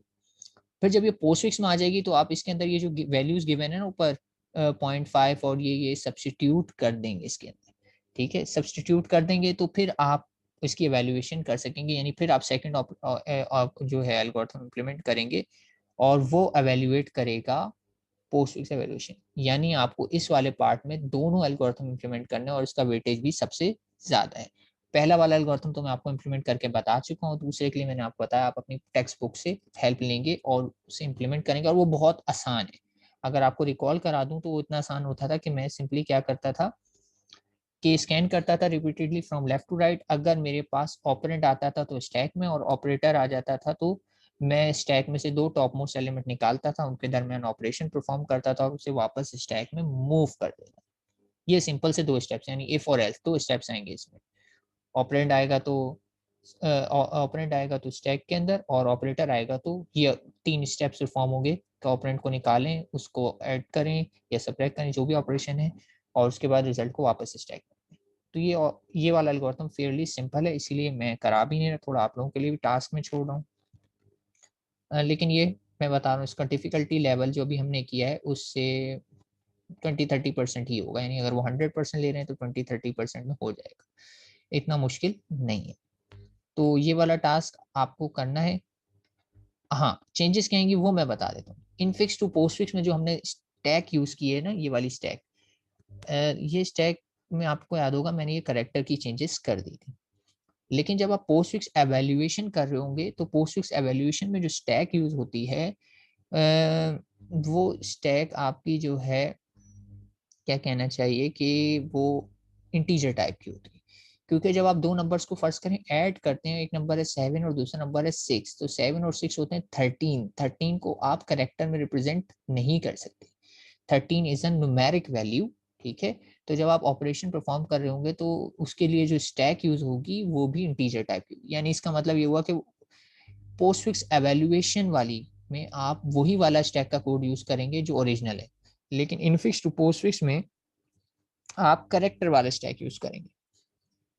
ठीक है, ये बात हिंट के तौर पे याद रखिएगा कि infix to postfix conversion में करेक्टर टाइप का स्टैक यूज होगा, लेकिन पोस्ट फिक्स एवेल्युएशन में इंटीजर या डिपेंड करता है फ्लोट टाइप का स्टैक यूज होगा। डिपेंड करता है कि आपका डेटा फ्लोटिंग भी आ सकता है या नहीं। तो आप अपनी इक्वेशन के लिहाज से देख लीजिएगा कि आपको स्टैक कौन सा यूज करना है, इंटीजर टाइप का या फ्लोट का।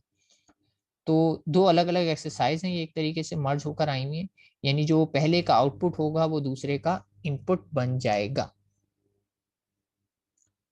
ओ, टाइम हमारा, अच्छा ठीक है, तो मैं लैब कंक्लूड करता हूँ। ठीक है, टाइम काफ़ी आगे हो गया, कुछ हमारे पास जो टेक्निकल इश्यूज आ जाते हैं इस वजह से डिले हो जाता है। तो टास्क देख लीजिएगा, और अगर कोई क्यूरी है तो पूछ लीजिए, वरना फिर हम लैब कंक्लूड करते हैं।